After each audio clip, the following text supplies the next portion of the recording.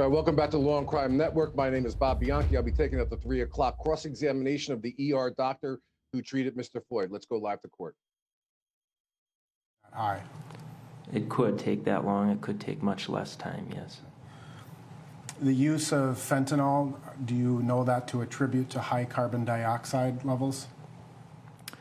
It can cause high carbon dioxide levels because it depresses the ventilation or the breathing. So when someone ingests fentanyl, it can cause them to feel very sleepy because of an increased carbon dioxide level. Agreed? Correct. And that's one of the reasons ultimately that fentanyl is so dangerous, because it suppresses the respiratory system. Agreed? The primary reason it is so dangerous, yeah. Now, you testified that when the paramedics gave their report to you, they did not give you any reference as to potential drug use, correct? Correct. They did not tell you that they had administered Narcan or naloxone during their care, correct? Correct.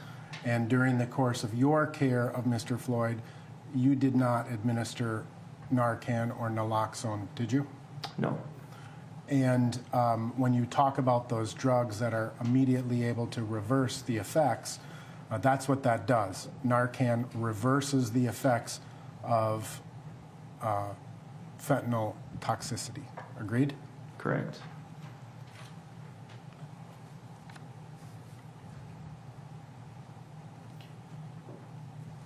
When someone has a high carbon dioxide level, that causes that person to have a sensation of shortness of breath. Agreed? Yes. And that can happen to a person even without stress complicating their body, right? That respiratory, that feeling of an inability to breathe. Yes.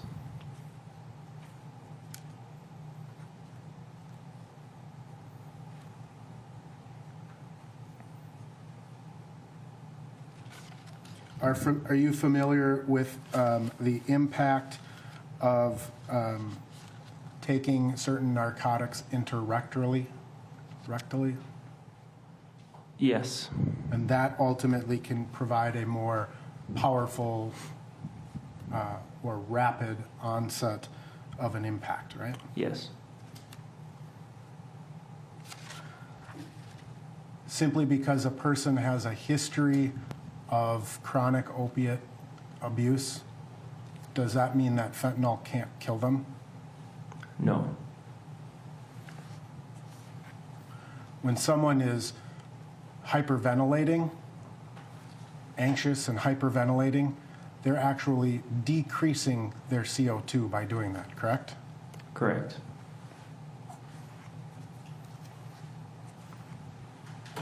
Some of the considerations that you have to take also would be the potential occlusion of a coronary artery, right?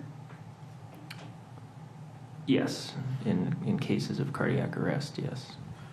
And someone who has greater than a 75% occlusion of the right coronary artery, that poses a particular risk of fatal ventricular cardiac arrhythmia, does it not? Objection, Your Honor. May we approach?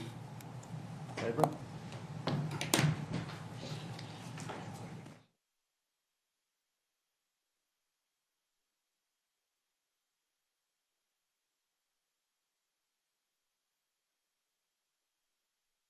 Well, one thing we could tell from this defense lawyer's questioning is that he has been speaking to his experts and knows this area of law. These questions are extremely precise and exactly getting to the point that we've talked about when people are saying, where's the defense? It's going to be in this area in my mind with regard to the cause of death. So this doctor who treated Mr. Floyd is indicating that these carbon dioxide levels will drop if fentanyl is in the system, which was the drug, one of the 2 drugs found, that it depresses the respiratory system, and that when you have stress, it even increases the drop in the ability to breathe, and that the person would feel these effects and think that they weren't able to breathe, which could explain why Mr. Floyd was saying the things he's saying. At least that's what the defense will argue, that taking two different kinds of drugs can increase the rapidity of these symptoms and how fast they're going. So I don't know if we're still at sidebar and we're ready to come back to court.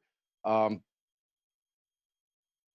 Ansari is here. That's what I am being told. My man, let me just, being anxious will also decrease the carbon dioxide, and a 75% occlusion of the heart artery increases this risk too. This defense lawyer, Imron, you're a trial lawyer, that he's obviously well schooled by his experts and surgically and precisely asking these questions. Right, Bob. How are you doing? It's great to be with you as always.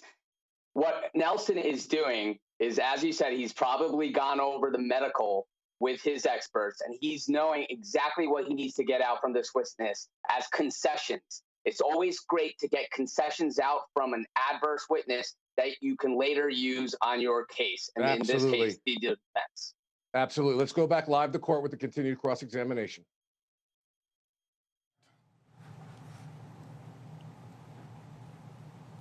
Depends where you're practicing. In the state of Minnesota? Yes. A paramedic can't declare a person dead? No, not without consultation with a physician. So just to, based on your treatment, again, of Mr. Floyd, based on these tests that you did, had an elevated CO2 level, correct? Yes. And that CO2 level was considered to be exceptionally high, correct? Correct. And you did not, in the course of your consideration, provide naloxone or Narcan? No. Okay.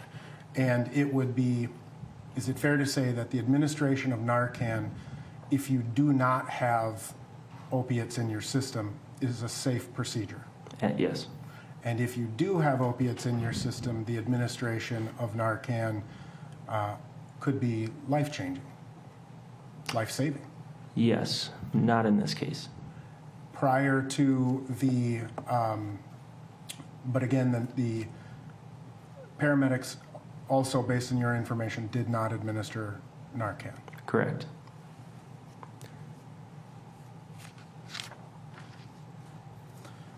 Can I make a clarification? I'm good. No, No. there's no question. State can clarify and redirect if they wish. Basic, I'm sorry? I just said the state can clarify and redirect if they wish. And you would agree that Mr. Floyd arrived at HCMC at approximately 8:53, if we have seen evidence previously? That sounds correct. Yep. I have no further questions, Your Honor. Okay. Mr. Blackwell. Thank you, Your Honor.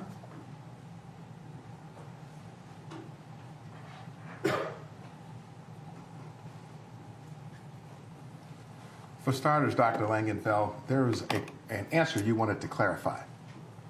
Please do so. Only to state that Narcan, administering Narcan to someone who potentially suffered a fentanyl overdose, once that individual is in cardiac arrest, the administration of Narcan would provide no benefit. And Mr. Floyd was obviously in cardiac arrest. Correct. You were asked questions just now about whether fentanyl works by causing someone to feel very sleepy. Remember that discussion? Yes.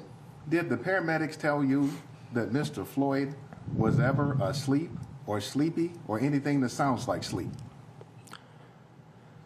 The report that I received was that the patient, Mr. Floyd, was unresponsive on their arrival and did not have a pulse. And so there was no report that he had been sleepy or difficult to arouse per se. You asked quite a number of questions about the carbon dioxide content in the blood gases. First off, if a person is suffering from hypoxia, that is oxygen deficiency, is that an explanation for a heightened carbon dioxide content in the blood? It can be in severe cases. In this case, do you find that the carbon dioxide reading for Mr. Floyd is really all that significant? I felt that it was weak evidence in support of what I was thinking at the time. What's difficult in cases of cardiac arrest is once someone has been in cardiac arrest for an extended period of time, essentially the blood gas that I obtained could be consistent with cardiac arrest from any number of causes. You expect the pH to be low.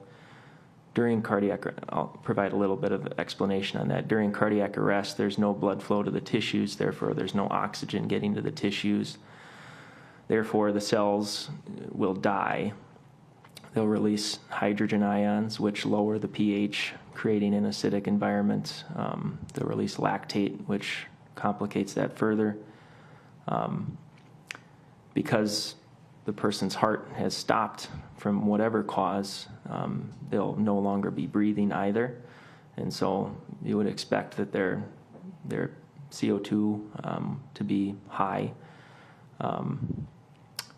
Again, it can vary a little bit depending on the cause, but in my estimation, the blood gas in this case wasn't very strong evidence for one cause over another as far as the etiology of the arrest.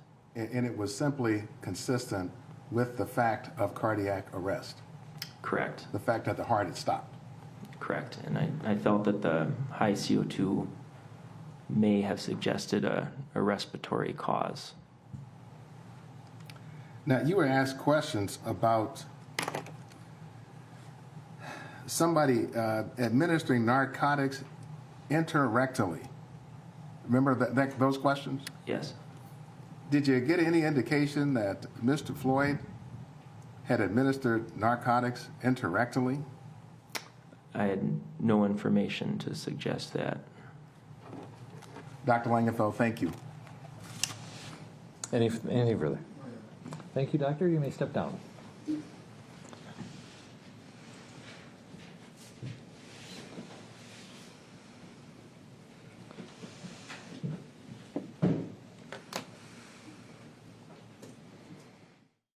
Wow, what testimony. We're going to take a quick break here on the Law&Crime Network. We'll be right back.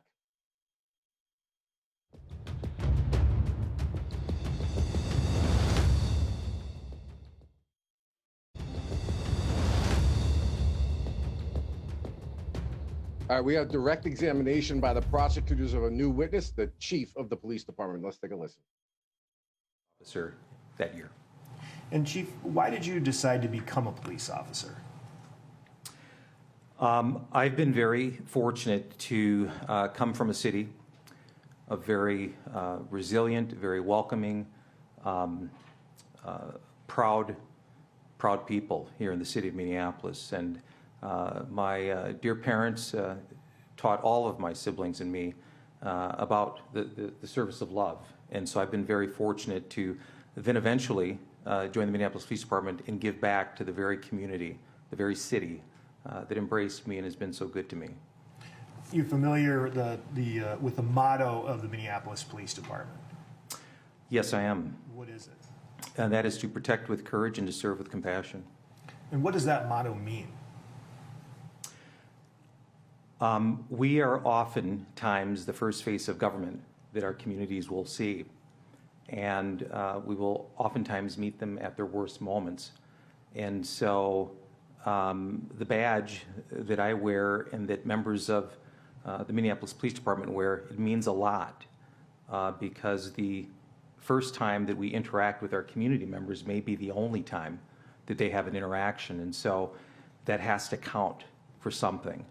And so, so it's very important for us to make sure that we're meeting our community in that space, treating them with dignity, being their guardians, and representing and all of the men and women that came before us who served so proudly on this department. Sometimes you have to protect with courage and you have to use force. Is that correct? At times, yes. As a police officer, you will have to use force. Sometimes serving with compassion means to understand when force is not required. Stand, rephrase. What does it mean to then serve with compassion? To serve with compassion, to me, means to understand and authentically accept that we see our neighbor as ourselves. We value one another. We see our community as necessary for our existence. And so that's what serving with compassion means to me.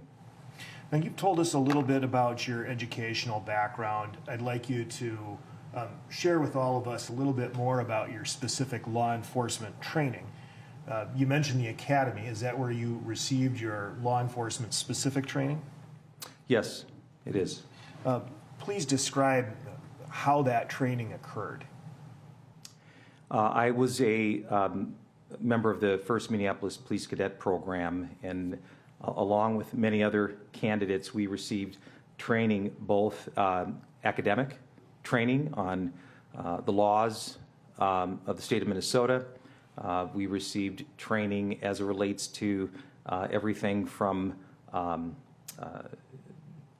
driving and defensive tactics, community relations. And so we also, there's post requirements of Minnesota Post Officer Standards and Training to receive our license. There was a test that we had to take then. There was also scenario-based training as well to grade and assess how we performed during that training in the academy. And so that was part of that important training that I received along with my candidates at the academy. And that was the very first Minneapolis Police Academy? That is correct. And a trainee at the academy is that trainee referred to as a cadet? That is correct. At your employment, you've been continuously employed as in the Minneapolis Police Department since, was that 1989? That is correct, sir. Has the academy changed since you first were a cadet back in 1989? It has. And while I certainly believe that at the time back in 1989 that training was important, like any police department, we should not be monolithic. Our communities are not monolithic. Our training should evolve. We should be focused on what are national best practices. And so the training that our recruits and cadets get today, and rightfully so, is far better than the training that I received those years ago. Well, we'll circle back to that a little bit later. You also mentioned that you take post credits, is that right? Yes, that is correct. And POST stands for Peace Officer Standards and Training? That is correct. What is the requirement for post training? How many courses are you required to take in a given period? Yeah, every sworn peace officer in the state of Minnesota receives their license through the POST, Peace Officer Standards and Training Board. And so POST will change up what some of those requirements are from time to time. But some of the ones that I think of right now would be crisis intervention training. There's certainly defensive tactics training. There's now a form of procedural justice training that is required. And so Minneapolis police officers receive that mandated training, but we're also very fortunate that we're able to receive additional training above and beyond what is required of the post board. And you personally participate in this training in order to maintain your post license? That is correct. Chief, you began your career in 1989. You're now the chief of the police department. Fair to say you've had many roles within that department. Is that correct? That is correct. At this time, I'd like to publish Exhibit 209, if I may. And we'll leave that up, if we may, while you testify. What was the first position you held within the department after you completed your academy training? I was sworn in as a Minneapolis police officer. Now, we've heard that term sworn officer before. Can you please explain to the jury what that means? Sworn officer, after you complete the required educational requirements, and certainly after you complete your performance measures at the academy, then you are eventually sworn in at a location, and traditionally our city clerk has been there, and you take an oath, and you're sworn in. All right, let's take a quick break here, and we'll be right back with more of this fascinating testimony.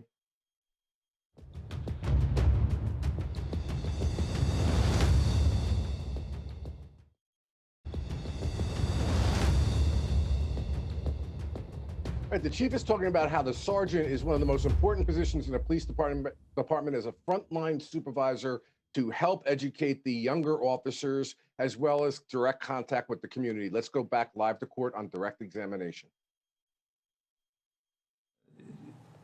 Responsible for investigating cases of misconduct involving Minneapolis Police Department employees, and fact-finding, preparing reports, and ultimately submitting those to their supervisor. Can those investigations include inappropriate uses of force or excessive force? Yes, they can. And have you ever evaluated an excessive force case in internal affairs context? I believe I have, yes. How long did you serve as a sergeant in internal affairs? I served in that position about 2 years as well. And then what did you do? Then I was promoted to the rank of lieutenant. Now, what was required of you to promote to lieutenant? That also required taking a civil service exam, and I believe certainly at that time an assessment, going through an assessment center, which comprised of scenarios and different type of performance measures for that position. Is it true that a lieutenant is it's a higher level of management above the first line sergeants? Yes, our lieutenants are considered managers within the organization. And what were your duties then as a lieutenant? I served for a time as overseeing at that time, the federal mediation agreement that the Minneapolis Police Department had entered into with the Unity Community Mediation Team. And I also served time as a 4th Precinct lieutenant on the night shift. Okay. And what is lieutenant in the 4th Precinct night shift? What do you do? You have a team of sergeants and a team of officers on a shift. That particular shift worked the night hours in North Minneapolis, and really there as a lieutenant there to support the mission of the precinct inspector, who is kind of like the chief of that precinct, but also then to support your officers on the shift as well. Yes. And how long did you hold that position? That was probably about 2 years as well. Seeing a pattern here. What happened after that? After that, I was appointed to the rank of commander. And what does a commander do? Commander now, unlike the previous civil service positions, a commander now is appointed specifically by the chief of police, and it is a higher position, and the commander is usually in charge of a division. And so at that time, I was appointed to commander of the Internal Affairs Division. And so you're now back to internal affairs, but more or less overseeing the entire operation? That is correct. And how long did you hold that position? About 2 years. Okay. And after that? Then I was appointed as the 1st Precinct Inspector. And so that was a position in charge of the downtown precinct or 1st Precinct. And that was a patrol function, so that was mainly patrol-related functions, even though we do have great civilian teams who work on things such as crime prevention and others, but I was appointed to First Precinct Inspector. And what does the inspector do at that level? The inspector at that level is really driving the work of the precinct, monitoring and working on trying to reduce crime in that precinct, working with its stakeholders, its neighborhood associations, its business community, making sure that whether it's investigative or patrol in the precinct, that they have the resources and things that they need, interfacing with the city council members of that particular ward. And so that is really a lot of the work that a precinct inspector does. And does the precinct inspector then supervise, maybe not at the ground level, but is responsible for the supervision of all of the different positions underneath the inspector? That is correct. And how long were you in that position? About 2 years. Yes. Okay. And after that? Then I was appointed to be deputy chief of staff. And what does a deputy chief do? Deputy chief at that time was a unique role in that I was really chief of staff for the chief of police, a lot of work helping to support our department initiatives, reaching out to elected officials, community stakeholders, boosting up programs, grants that the department had received, and really carrying out the mission of the chief of police. And from there? After about 2 years, I was appointed to assistant chief of the Minneapolis Police Department. And by whom were you appointed? Then it was former Chief Janae Harteau. And what did you do as the assistant chief? That was really overseeing the day-to-day operations of the Minneapolis Police Department, and again, also supporting the chief. And for approximately how long? That may have been a little shorter, about a year or so, I think. You've broken the pattern. Yes. Yes. And now, of course, you're the chief of police. How were you selected, or who selected you to be the chief of police? Well, I served in an acting or an interim capacity, then under Mayor Betsy Hodges, and then after that term ended, then Mayor Fry of the city of Minneapolis appointed me as chief of police. You may take that exhibit down. So you've had certainly, it seems, every rank available within the Minneapolis Police Department and a variety of roles. Is that right? That is correct. And as such, are you familiar generally with the day-to-day operations, I guess from the patrol level all the way up to the level you are now? That is correct. What I'd like you to do at this time is provide us with a little bit more information, sort of an overview of the Minneapolis Police Department and how it serves the city of Minneapolis. MPD's jurisdiction is within the geographic limits of Minneapolis, is that right? Yes. And what's the approximate geographic area that you have jurisdiction over? Well, to the north, we border Brooklyn Park, Brooklyn Center. To the south of Richfield, to our east, just right up against the River St. Paul, and to the west, Golden Valley. And so it's a pretty large area. Would you agree that's about 58 square miles, give or take? Yes. And are you aware of the current population of Minneapolis? Roughly about 30,000. How many sworn officers work for the Minneapolis Police Department? Currently, around 700. And as the chief, are you generally familiar with the officers who work for you? It's a lot of people. It's a lot of people, and so it can be taxing to try to. We've got a lot of people that work in different areas, but I have a pretty good understanding of where folks are throughout the organization. Yes.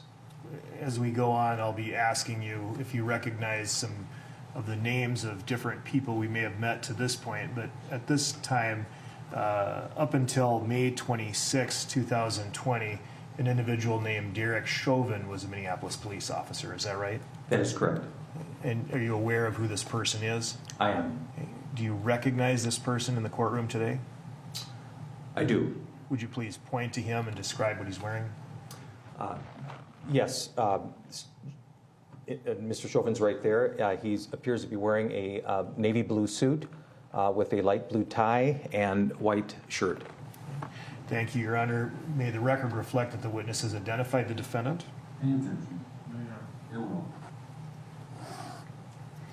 So I'd like you to please describe for the jury how MPD is structured to deploy law enforcement services to about 420,000 people over a 58 square mile area, 24 hours a day, every day.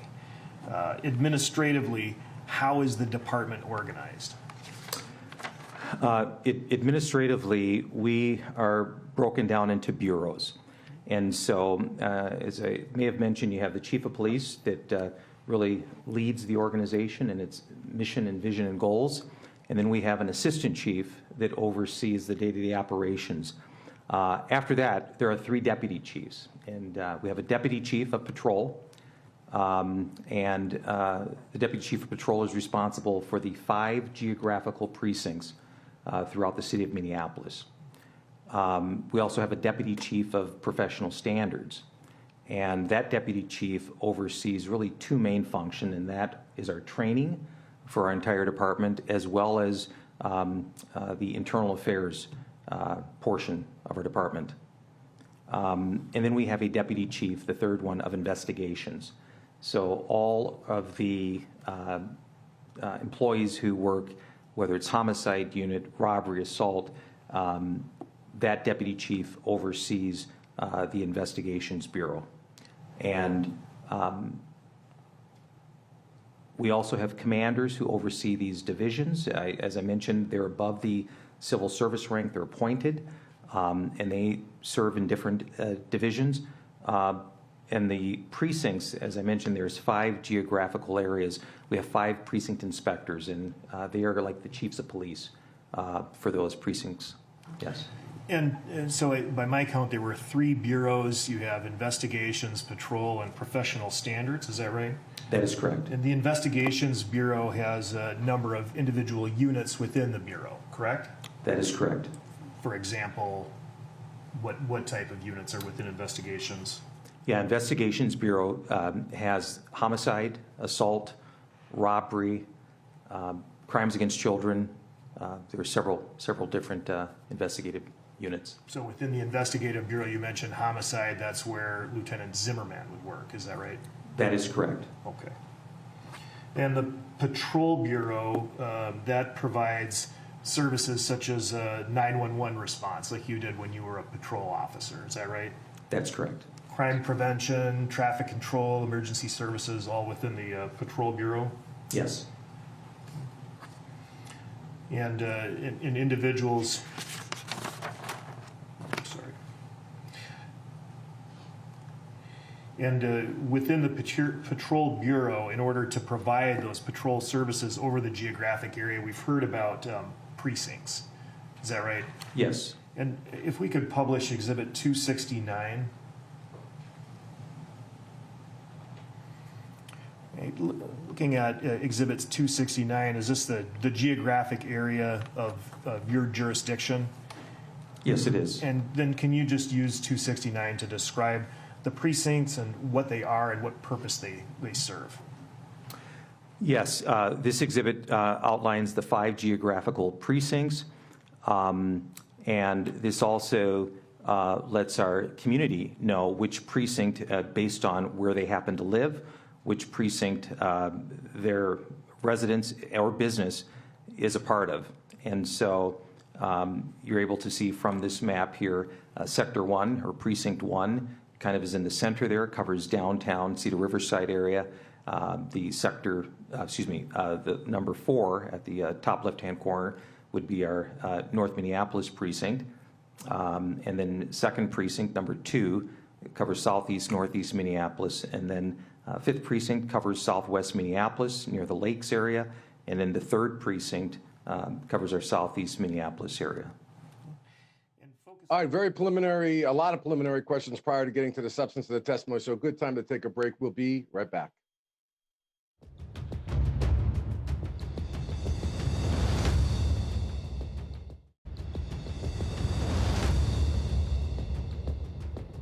All right, we're finally getting into questions about the training division at the police department. Let's go live to court on direct examination by the prosecutor. Also an administrative services division, is that right? Yes. And what does the administrative services division do? Administrative Services Division can deal with everything from grants, different types of programs that the city of Minneapolis is embarking upon, employee personnel matters as well. Also, business software and equipment, Technology, business software, yes. body cameras, milestone cameras.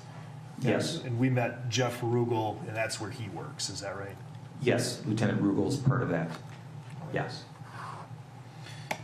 I'd like to talk to you a little bit about the Minneapolis Police Department and reacting to calls for service. The role of the Minneapolis Police Department is generally to serve the community's law enforcement needs, is that right? That's correct. And most requests for service come in through the 911 system, is that right?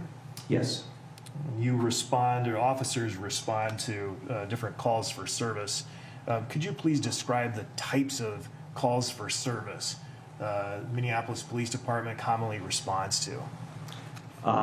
Calls for service can absolutely range from everything from tenant trouble to a loud party dispute to domestic assault to shooting and to even homicide. So it can really range from a wide variety of types of calls.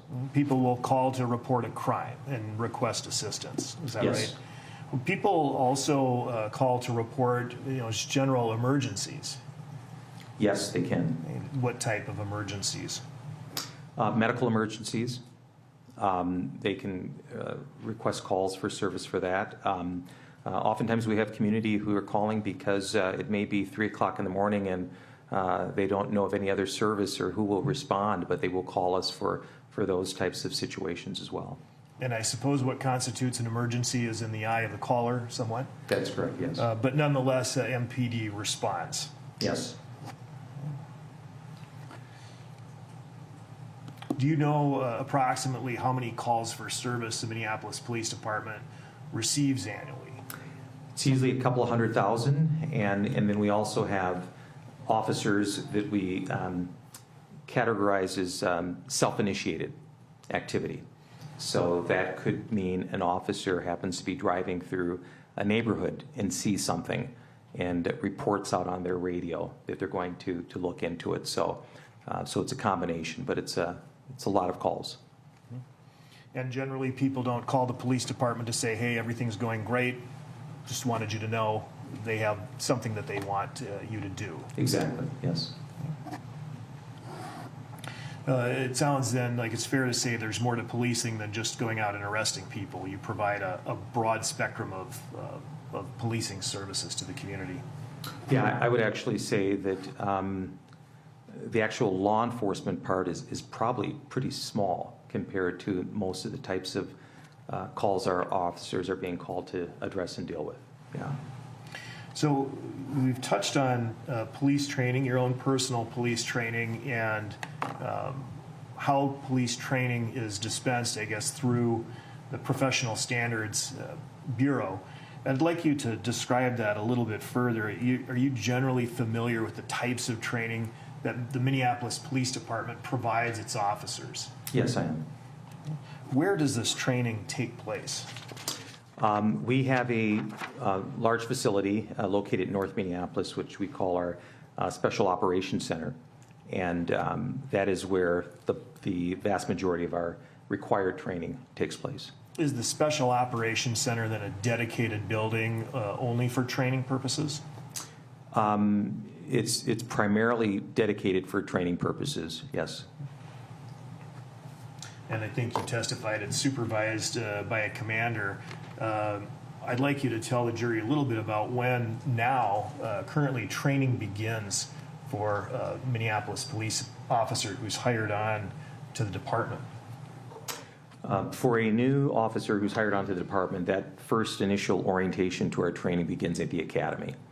And that, again, is overseen by the commander of the training unit. And we actually have a class currently in place now at the academy, at the SOC. And so that first initial indoctrination to our academy occurs during that first part of the training at the academy. Fair to say that the training that's provided to Minneapolis police officers can be generally divided into two categories: pre-service training and post-service training. Is that right? Yes. And the pre-service training would include the academy that you just talked about. Is that right? That is correct. And then post-service training is the continuing education that you testified about previously. Is that right? Yes. So let's again focus on the academy training. How many cadets do you generally have at a given time per class? Well, it's usually been a mixture of recruit classes and a cadet class. I would say that we average in terms of recruit class numbers around 30. Cadets might be 20 to 25. So now I'm going to ask you to just define some terms a little and explain to the jury the difference between a recruit and a cadet. Recruits are typically individuals who've already been laser focused on a career. Being a Minneapolis police officer is what I wanted to do. They typically have already at least their 2-year criminal justice or law enforcement degree. Most have completed their required skills training. Cadet was really created to capture diversity of candidates. And so the cadet might have individuals who may have had a psychology degree, but it's really streamlining them in. It's a little lengthier process, but it's really getting them on board so that they meet the state requirements, the post requirements to be hired. And so the cadet program is a wonderful way for us to capture diversity within our police department. And so, but they both, once their programs are finished, they're both classes, whether you're a recruit or cadet, you are ready to successfully become a Minneapolis police officer. Do you also take lateral candidates? Yes, lateral candidates. We certainly have had hirings of laterals in the years past, yes. And do those individuals also go through a similar training as a recruit? Yes, the laterals can. It's usually much smaller in length of time just because laterals are individuals who've already served as police officers, perhaps in another jurisdiction or another part of the state, or out of state, actually. We'll get a more detailed description from another witness, but just at a very high level, can you describe what the trainees do at the academy during this pre-service training? Trainees at the academy during pre-service, it's their first indoctrination into this world of being a police officer. So they're being taught about city and statutory laws. They're being trained on procedural justice and critical thinking, defensive tactics. They're having community members come in and speak to them about different aspects, whether it relates to things in our cultures within our city. Technology is a huge piece to that. Learning how to write reports on our computers. They're really getting that basic indoctrination into the Minneapolis Police Department. As far as the methodology, is it typically classroom delivery? Do you also have practical application? How does that work? Yeah, it's a layered approach. It's both the practical academic studying, examinations that occur, but it's also scenario based. And so there's scenarios that they will go through, and whether that's crisis intervention training or other aspects. So it's a layered approach to the training. And in this pre-service training, then, once the officer or candidate has completed the pre-service training, what's the next phase before becoming a fully functioning police officer? Once they complete that training, they're making sure, obviously, that they've met the requirement for the licensure for the Minnesota Post Board, and then ultimately they're going to get. All right, so there you see the chief of police, a very long examination to get him to the point of use of force training. He's going to obviously provide another opinion with respect to Chauvin's use of force. We're going to take a quick break. We will be right back. Please stay with us.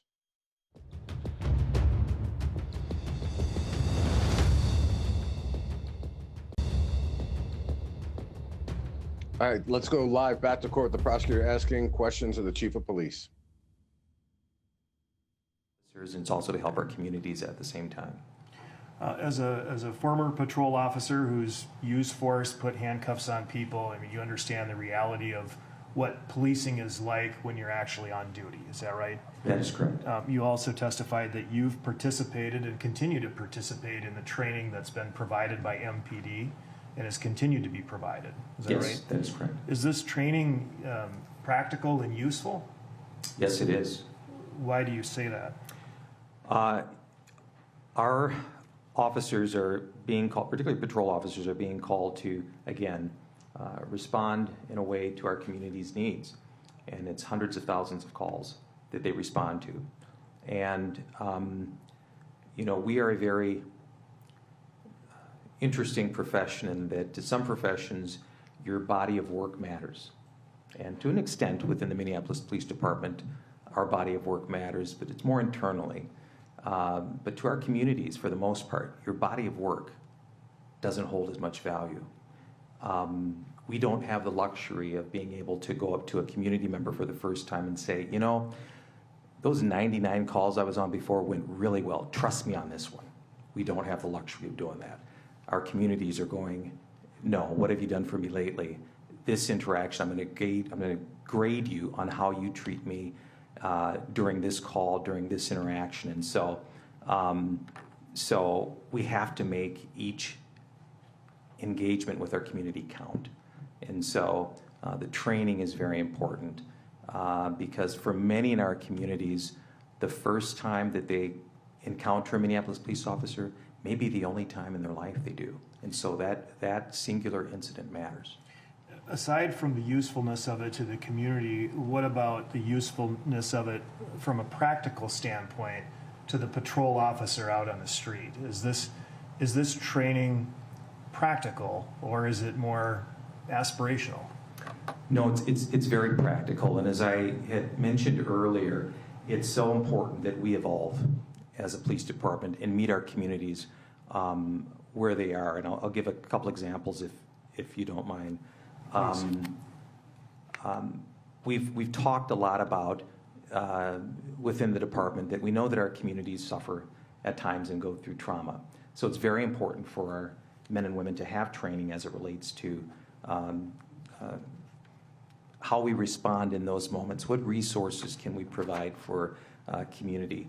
But one of the things that we have not talked about in this profession, and sadly, is the impacts of trauma on our own officers. And so wellness, we do a great deal of training and work on officer wellness because we need to make sure that our officers are well when they're interacting with our communities in that regard. I will also tell you a few years ago, we were hearing from members of our transgender community and how they had felt police have played a role in their lives, and not always good, quite frankly. And so we were able to, through conversation, through discussion, through meetings, being very authentic, we were able to sit and craft a policy based upon members of our transgender, gender nonconforming community really guiding that. And we had the first policy ever in that. And so, again, it's so important that we as a police agency continue to evolve, continue to place value on all of our community members. And so that's very important. Now, speaking of Minneapolis police policies, you're aware that the police department has a fairly extensive policy and procedure manual. It's pretty thick, correct? Yes. And is it important then for policies and procedures to be in a written form so that officers can understand what the expectations are? Yes, it is. And those are public documents so that the public, they're also able to see what the expectations of the police officers are, correct? That is correct. As the chief of police and being employed by MPD as long as you have, I take it you're familiar with the Minneapolis Police Department policy and procedure manuals and all the content contained inside. Yes, You in fact created some of these policies. that is correct. Are Minneapolis police officers required to be familiar with the various written policies? Yes, we are. And there's a policy requiring them to be familiar with the policies, correct? Yes, that is correct. All right, so if you would please publish Exhibit 207. If you would highlight Section 1-103. This is the policy about the policy, and it requires that the MPD employees shall be provided instructions on how to access the policy and procedure manual. Is that right? That is correct.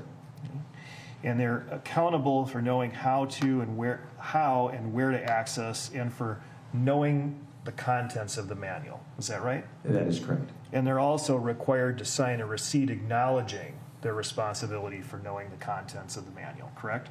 Yes. Because, you know, the first policy manual that you would receive as a patrol officer might not be, 30 years later, what you're going to be looking at, correct? Yes. So the policies are changing, but they're published, they're public, and the officers are required to know what they are and to sign something saying that they will continue to review them. Is that right?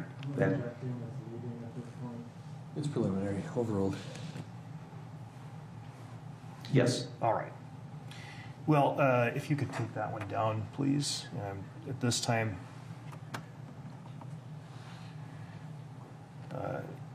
asked to just display to the witness Exhibit 274 for identification.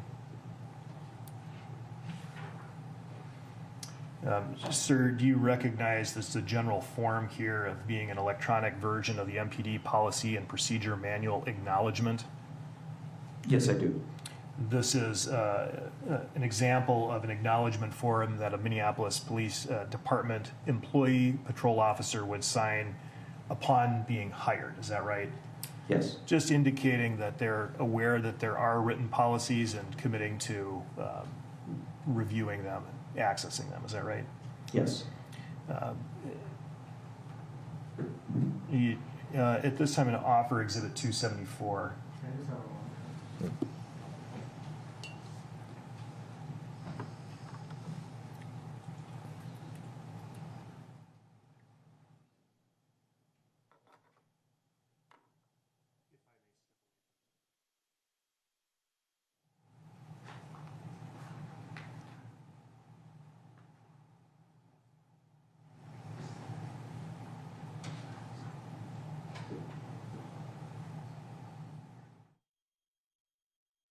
All right, we also have Dewitt Lacy with us. Glad to have you on board, sir. I want to ask you a question. Obviously, this is a very protracted, long process. I think we're going to be going through a lot of policies and procedures here. But Dewitt, I'm interested in Imron as well. I can't keep emphasizing this enough, and I think it's important. People just keep looking at the visuals of the policies.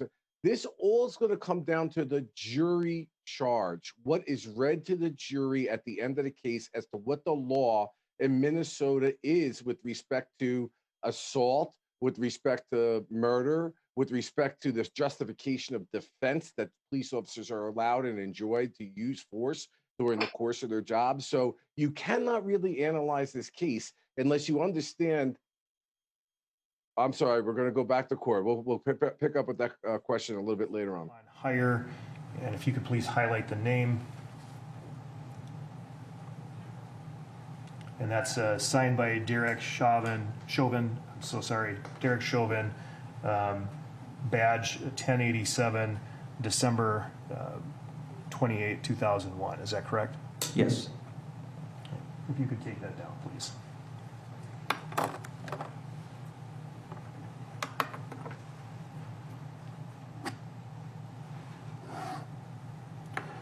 Minneapolis Police Department has a code of ethics, is that right? Yes. And the code of ethics is contained within the policy manual. Forgive me, we're going to be talking a lot about the policy manual and kind of march through some of these, but the code of ethics, if you could please display Exhibit 215, page 2, and if you could highlight 5-10201.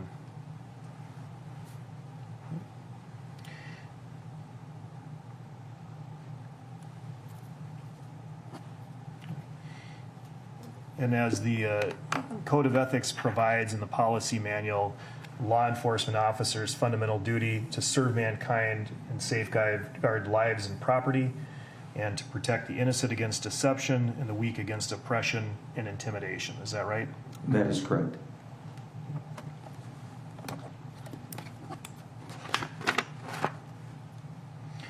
And if you could take that down, Minneapolis Police Department also has a professional policing policy, is that right? Yes. At a high level, can you describe what professional policing means in this context? Yes, our Minneapolis Police Department professional policing, it's really about treating people with dignity and respect, above all else, at the highest level. It's that we see each other as necessary, we value one another, and it's really treating people with the dignity and respect they deserve. If we could display then Exhibit 215, and drawing your attention to page 4, section 5-104.01. Sir, is this the professional policing policy? Yes, it is. And could you read the first bullet, please? The first bullet reads, "Be courteous, respectful, polite, and professional." And if you would then also read the third bullet. Ensure that the length of any detention is no longer than necessary to take appropriate action for the known or suspected offense. And you can take that down, please. Sir, fair to say that law enforcement generally has changed a lot since you started back in 1989, is that right? That is correct. 1989, you didn't have body-worn cameras, correct? That is correct. And nor did you have sort of the ability for civilians, bystanders, to video or record conduct of police officers, right? We did not. Because we didn't have smartphones. That's true. And now we do. Yes. And as you indicated, the policies and culture of the police department has to change with the times, is that right? Yes. And so in terms of understanding that sometimes bystanders do use their smartphones to take video images of police officers, has the Minneapolis Police Department imparted any training or constructed any policies to prepare officers for people recording them? Yes, we have. We've imparted policy that really is informing officers that individuals, under their First Amendment rights, they have the absolute First Amendment right to record through cell phone video or other types of video officers interacting or engaging with a community member, with the exception that they cannot obstruct the activity of the officers, but they absolutely have the right, barring that, to record us performing our duties. And what does obstruct mean in this context? Obstruct would mean interfering, doing something where you are physically placing yourself in a position where you're prohibiting the officers from carrying out their lawful duties. But barring that, individuals have the right to record our engagement with our community. Well, Chief, you'd have to acknowledge that a patrol officer may find it irritating to have a civilian recording their activities. True? Very true. Is that obstruction? It is not. At this time, I'd like to display to the witness only Exhibit 273. And if I may step away for a moment.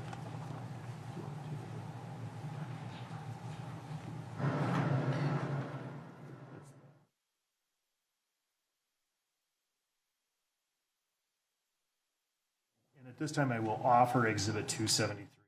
All right, good time for a break. We're going to do that, and we'll be right back.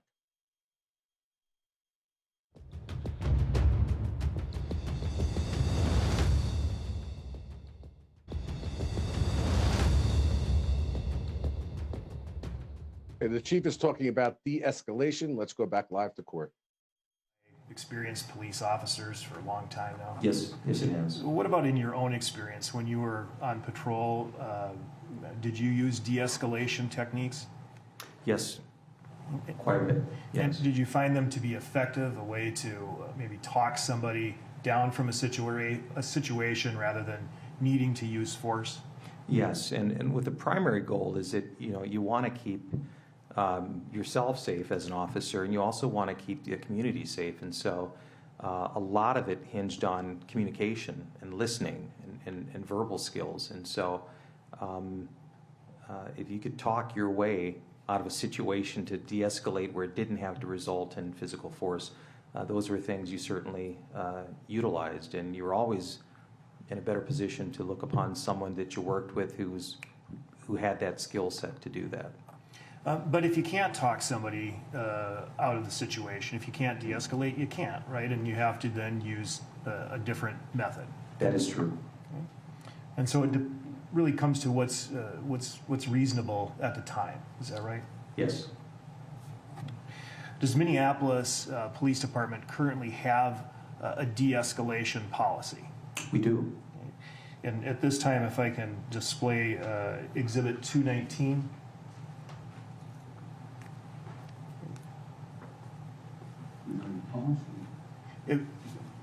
You have this one, okay. I think it is admitted, I just want to make sure you have it. Okay. Yes, if we could publish Exhibit 219. And then Minneapolis Police Department Policy 5-304, threatening the use of force and de-escalation.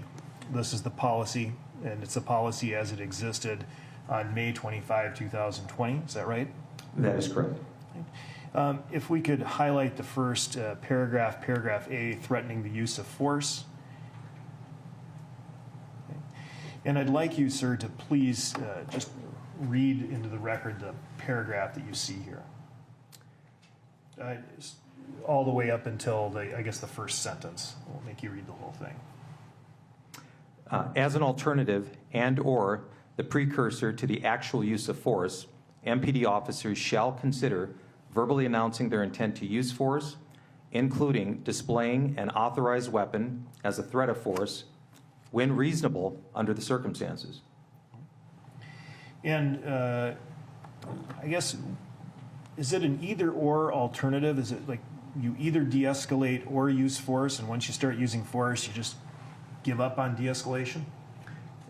The goal is to resolve the situation as safely as possible. So you want to always have de-escalation layered into those actions of using force.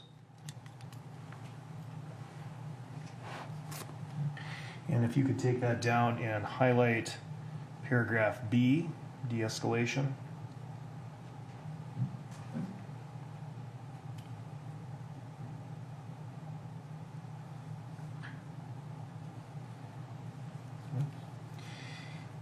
In accordance with the policy, officers, the language here is mandatory when reasonable, whenever reasonable, shall use de-escalation tactics to gain voluntary compliance. Is that right? Yes. And to seek to avoid or to minimize the use of physical force, correct? Yes. And seeking to minimize physical force, that can be happening while physical force is being employed, can't it? Yes. An officer can be using physical force, and during the course of that, still maintain attempts to de-escalate and defuse the situation. Yes. Okay. And if you could clear that, please.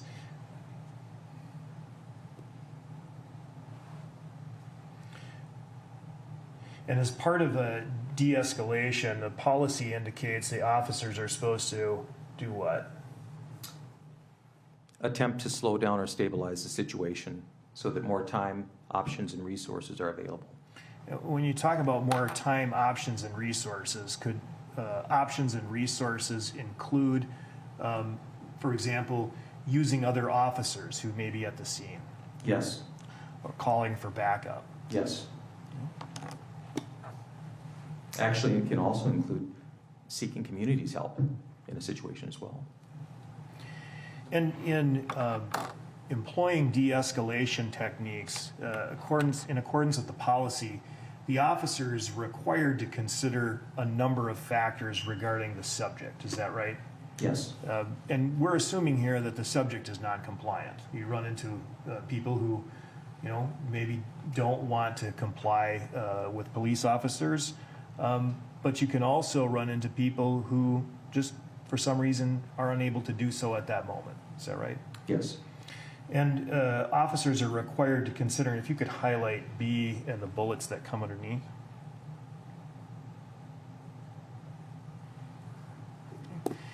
The officers under the Minneapolis de-escalation policy are required to consider whether the subject's lack of compliance is a deliberate attempt to resist or an inability.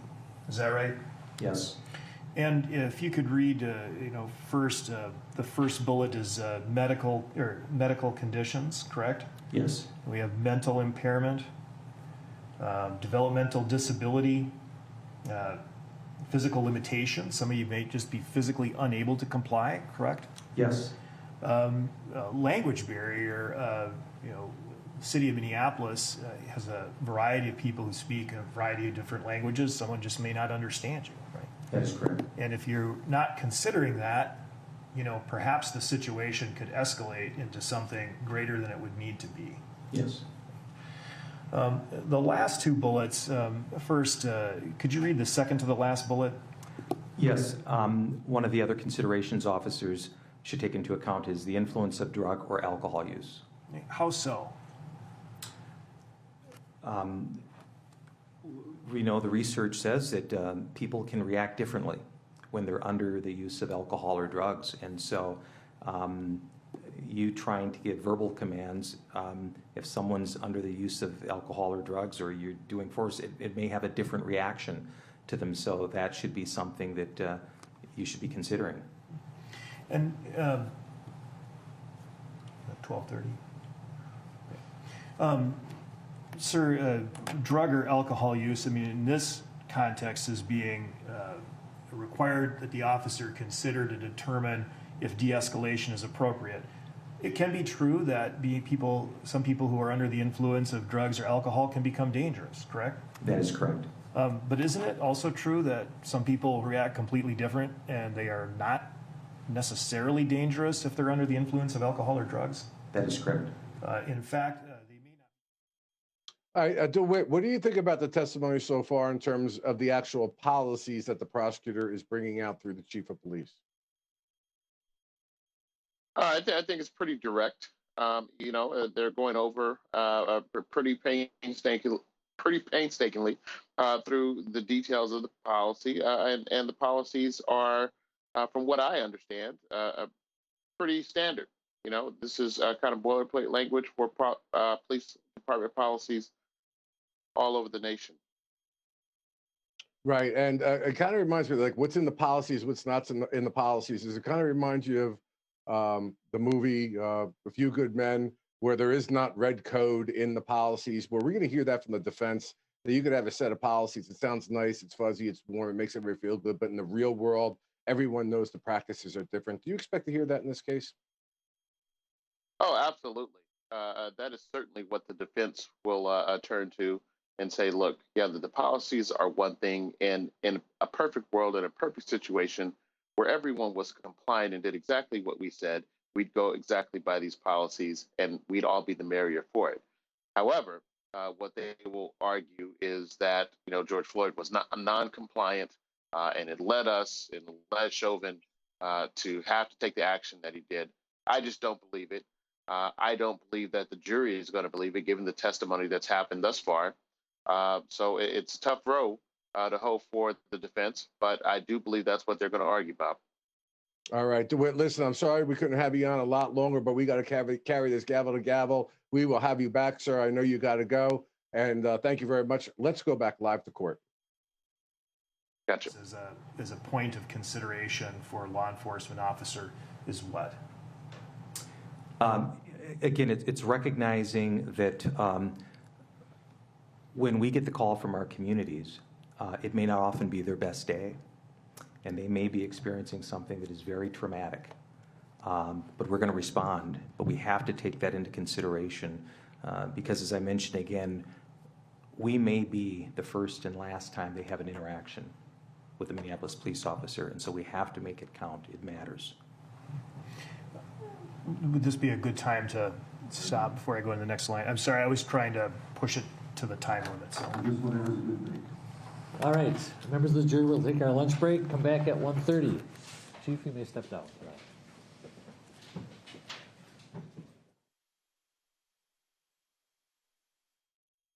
Okay, we'll take a short break and be right back.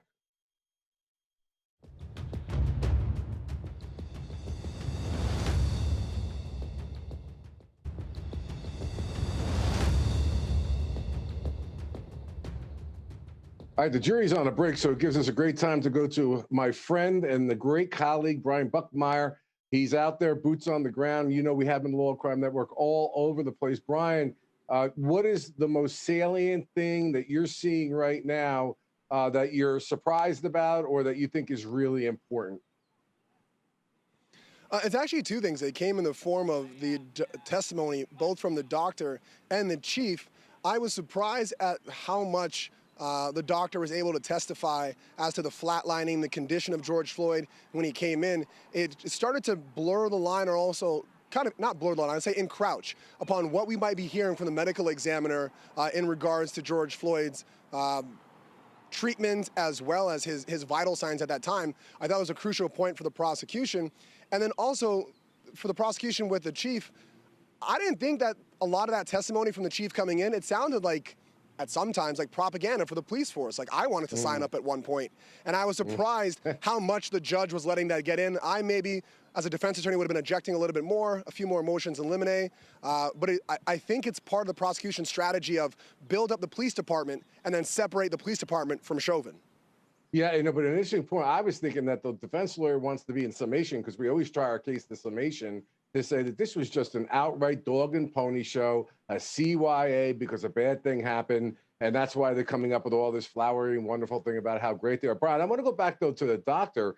I had a little bit of a different spin on it. I mean, he did well for the prosecution, but the defense did a pretty good job, too, talking about those CO2 levels being increased and based on a number of reasons, including fentanyl, including a potential coronary condition, taking two drugs at the same time. Elevated CO2 levels were extremely high, could have also been because he was in an excited state due to the actual arrest. And that the doctor said he didn't, Brian, I got to ask you this as a trial lawyer.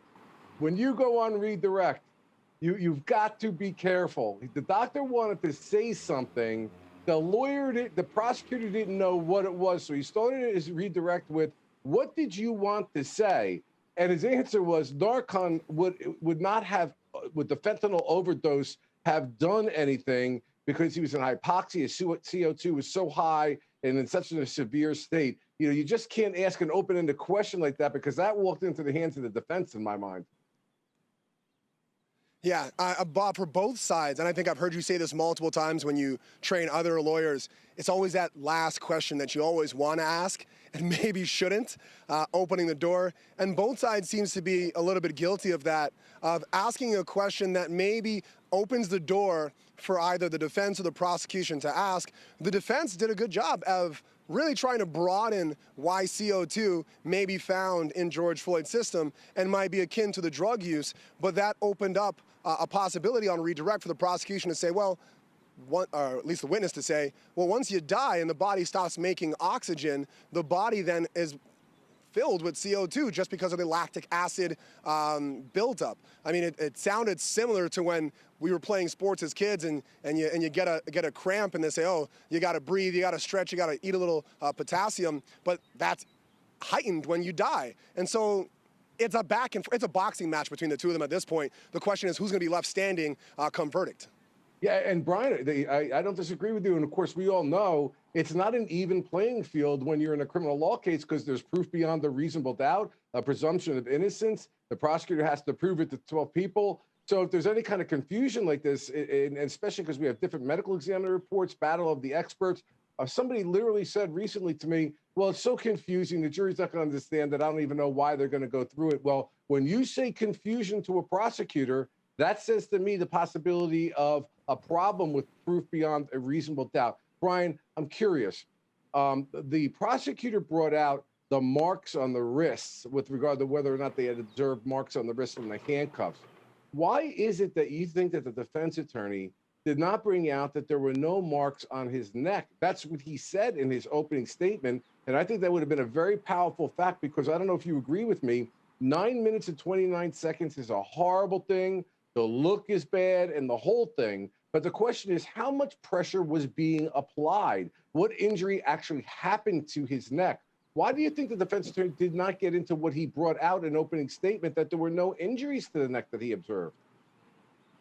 So, Bob, I'm hoping and I'm guessing, because this is what I would do at least, I don't bring that up with this witness, because this witness can only talk about the superficial injuries. I bring up that point, which is a great point you're making, when the medical examiner comes in, who had the ability, and pardon the poor choice of words, but that's the medical term, to dissect the tissue on George Floyd's neck and not just look at the epidermal level, like the outside of the skin, but also go deeper into the tissue. You bring that up early and often, it's more like little punches rather than the haymaker you want to make in the argument of you bringing it into a big and deep way with one powerful witness. Okay. I look at, everybody, and this is what I love about trial lawyering. Everyone can have a different way of doing it. To me, I want the jury to hear that as many times as possible because they've heard some compelling testimony last week, Brian, for sure. Talk to me, we talked a little bit about it, and I know that you don't know what the jury charges are now, but the importance of the jury charge, I cannot emphasize this enough because I see all of the questioning being done towards what I believe is likely going to be the law that will be read to the jurors at the end of the case. And while that jury charge is not complete right now, the lawyers are doing things like whether or not it was intentional. I've got a number of different things here. And Brian, you know that there's an affirmative defense, a justification for police officers being able to use force, even deadly force. And my last point, and I find telling, and I'm curious if you know the answer, they changed the deadly use of force statute after the George Floyd case. Now that will not apply to Chauvin. Chauvin will be held to the standard of what it was at the time. Does the fact that they ban chokeholds, they ban these kind of restraints, do you see that coming in to say, you know what? He can't be guilty of violations of procedures. He can only be found guilty with respect to the law. And they changed the law because the law did not provide for what Chauvin did that day. Is it an argument you expect to hear? I think there is, because at the end of the day, we're talking about what Chauvin's knowledge is and what his intent. So everything you're talking about there, Bob, is establishing what Chauvin's knowledge was at the time. And so if there was a change of policy, a change of procedures because of whatever occurred, whether it be maybe Minnesota heard about Eric Garner and they decided to change their policies based on that, or maybe they're changing it afterwards. It really depends on the timing of what that change, when that change occurred, and also whether or not Derek Chauvin knew about it, because that's going to come down to an important piece as to his knowledge at the time, as whether or not he knew that this action would be considered an assault, would lead to unintentional homicide or manslaughter or murder in the third degree as he's being charged. Yeah, it's a fascinating case. I've never had a cause of manner case, Brian, and a homicide case that had to be argued, but these are all excellent points. And also, what will a judge admit or allow is going to be another thing here. Brian Buckmire from the Law&Crime Network, you're killing it out there, my man. Thank you so much for your help. Guys, right now we are going to turn to that ER testimony, the doctor who treated George Floyd, because it was really compelling testimony. The prosecutor put this witness on for a reason. The question is, and we've all been there, we've all done it, you wonder after at the end of the day whether you did more harm or good. Let's take a listen. And there is another term I'd like to talk about and have you explain to the jury. Asystole, I think it's called. Am I pronouncing that right, by the way? Asystole, yeah. Yes. Would you spell that for ladies and gentlemen of the jury? Asystole. And what is that, Dr. Langenfeld? It's probably best known as flatlining, where there's no cardiac activity on the cardiac monitor and the patient is in cardiac arrest. And so was Mr. Floyd in asystole status also when his body was brought into Hennepin County Emergency Department on May 25th? At some point, yes, there was report that at some point he was felt to be in asystole prior to arrival. And was he, and asystole meaning flatline, was there any point in time during your treatment of care on May 25th that Mr. Floyd was anything other than flatlined during your care and treatment of him? There were times, for the majority of his time in our emergency department, he was in PEA arrest. Ultimately, that did devolve into asystole.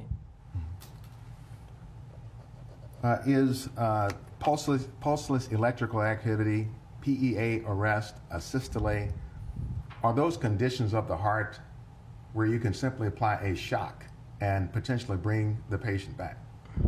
No. What are what we refer to as shockable rhythms? Is there such a thing as a shockable rhythm?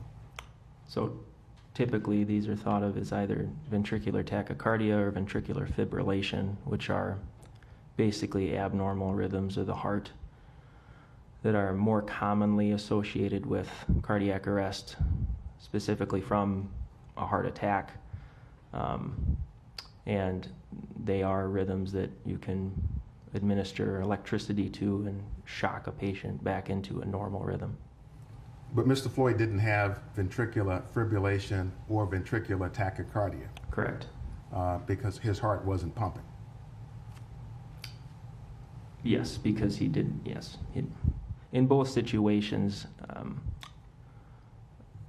it's a little more complicated than that, but yes, he was not in VFib or VT as we commonly call them.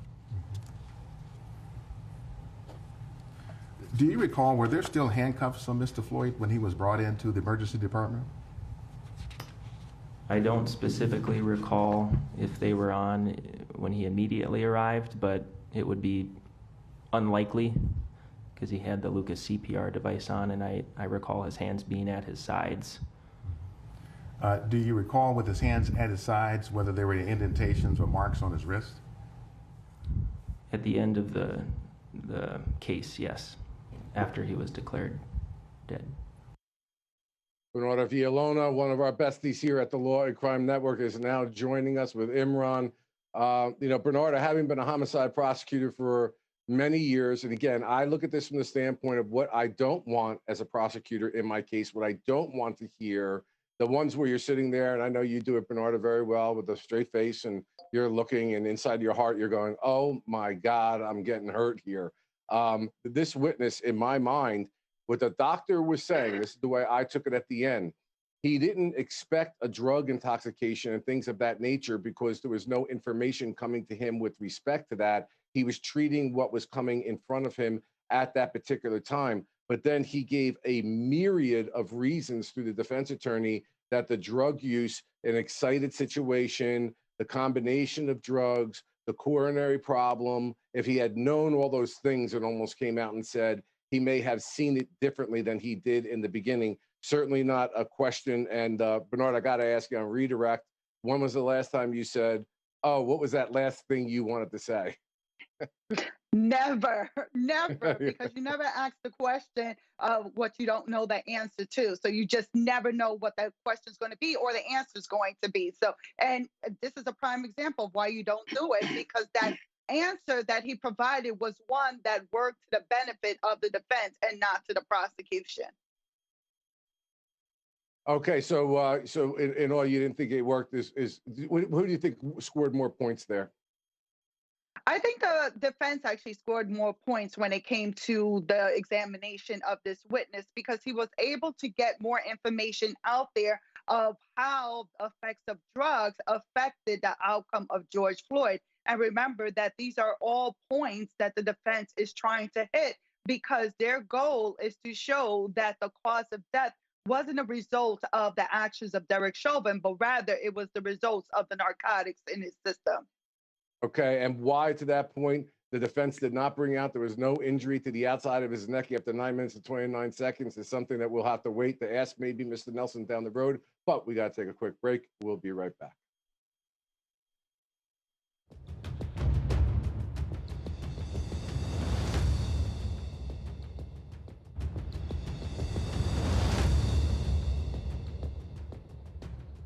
So the emergency room doctor's testimony, the person who actually treated George Floyd, called by the prosecution on the witness stand, and we're debating right now which lawyer this helped out more, the prosecution or the defense. Let's listen to a little bit more of that testimony. Only a physician can declare a person dead, correct? Depends where you're practicing. In the state of Minnesota? Yes. A paramedic can't declare a person dead? No, not without consultation with a physician. So just to, based on your treatment, again, of Mr. Floyd, based on these tests that you did, had an elevated CO2 level, correct? Yes. And that CO2 level was considered to be exceptionally high, correct? Correct. And you did not, in the course of your consideration, provide naloxone or Narcan? No. Okay. And it would be, is it fair to say that the administration of Narcan, if you do not have opiates in your system, is a safe procedure? Yes. And if you do have opiates in your system, the administration of Narcan could be life-changing, life-saving? Yes, not in this case. Prior to the, but again, the paramedics also, based on your information, did not administer Narcan? Correct.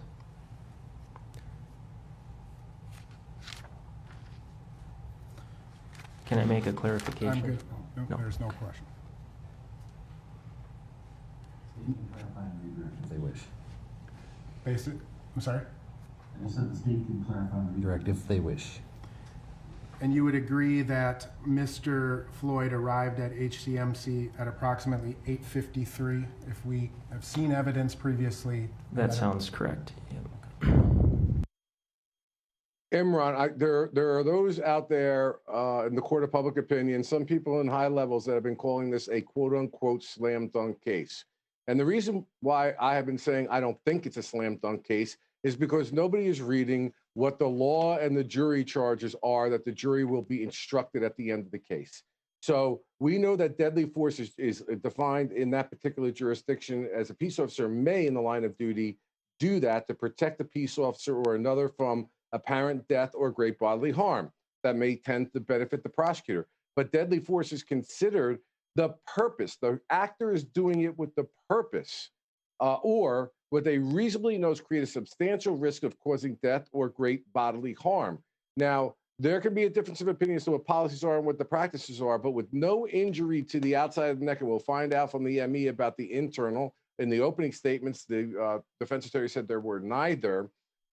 Does not the law make a huge difference with regard to what they have to prove and why Nelson's asking the questions in the way he's asking them, and therefore getting information from this doctor that the doctor did not know about at the time, where the doctor's essentially saying could have been essentially the problem here, and why did he not, Nelson, bring out that there was no injury to the outside of the neck? Talk to me about all that and how important the law is, because the law is tricky with cops, because they have the justification defense, Imron, that they can use force differently than the ordinary citizen. Thoughts on any of that? Right. Well, Bob, to first address what you were talking about, this cross-examination of the doctor, Nelson is essentially giving you the building blocks of his defense. He's getting out and eliciting concessions from this doctor that there may be another reason as to why George Floyd died. And that's going back to the defense's theory that it was the drugs in the system and not necessarily the application of force by Derek Chauvin. You're getting out concessions that the CO2 levels could be attributed not only to, say, asphyxia, but also to fentanyl and other drugs in the system. I thought this was a pretty surgical cross-examination by Nelson. He was getting out what he needed to get out, and we could expect that he's going to build on that theory of the defense through likely his own expert witnesses testifying as to the medical and expert opinion as to the cause of death of George Floyd. Bernarda, I got 10 seconds. Sure. I got 10 seconds, Bernarda. I got 10 seconds. I just want to get to Bernarda real quick. I'm sorry. Tell me, as a prosecutor, are you walking out of the courtroom feeling good about that testimony? No, not yet, because there's a lot of unanswered questions based on that testimony. But remember, you got to wait for the medical examiner to come in. We got to take a break. Thank you, guys.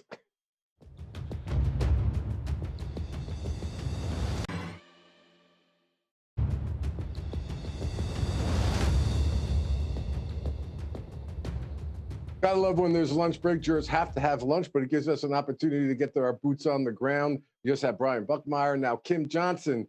Kim, I know you're doing a lot of searching and looking and letting us know what's going on behind the scenes. What do you got? Yeah, well, good to be with you, Bob. Court is still recessed in lunch break, but I can tell you that the second week of testimony is well underway in the former police officer accused of killing George Floyd. Now, the man who fired Derek Chauvin in the days after the death is currently on the stand right now as a state's witness. That is Minneapolis Police Cheif Medaria Arradondo. He says a lot has changed since he first became a cop here in this town in 1989 and is currently being questioned about the evolution of training when it comes to use of force. But first, on the stand this morning, Dr. Bradford Langfield, the emergency room doctor who pronounced George Floyd dead. Dr. Langfield says when he first encountered Floyd in the emergency room, there was never any mention of a drug overdose or a heart attack by paramedics. Here is Prosecutor Jerry Blackwell asking him questions about what paramedics told him during that time about George Floyd's condition. Take a listen. Did they tell you that Mr. Floyd was in police custody? They did mention that he was being detained at the time.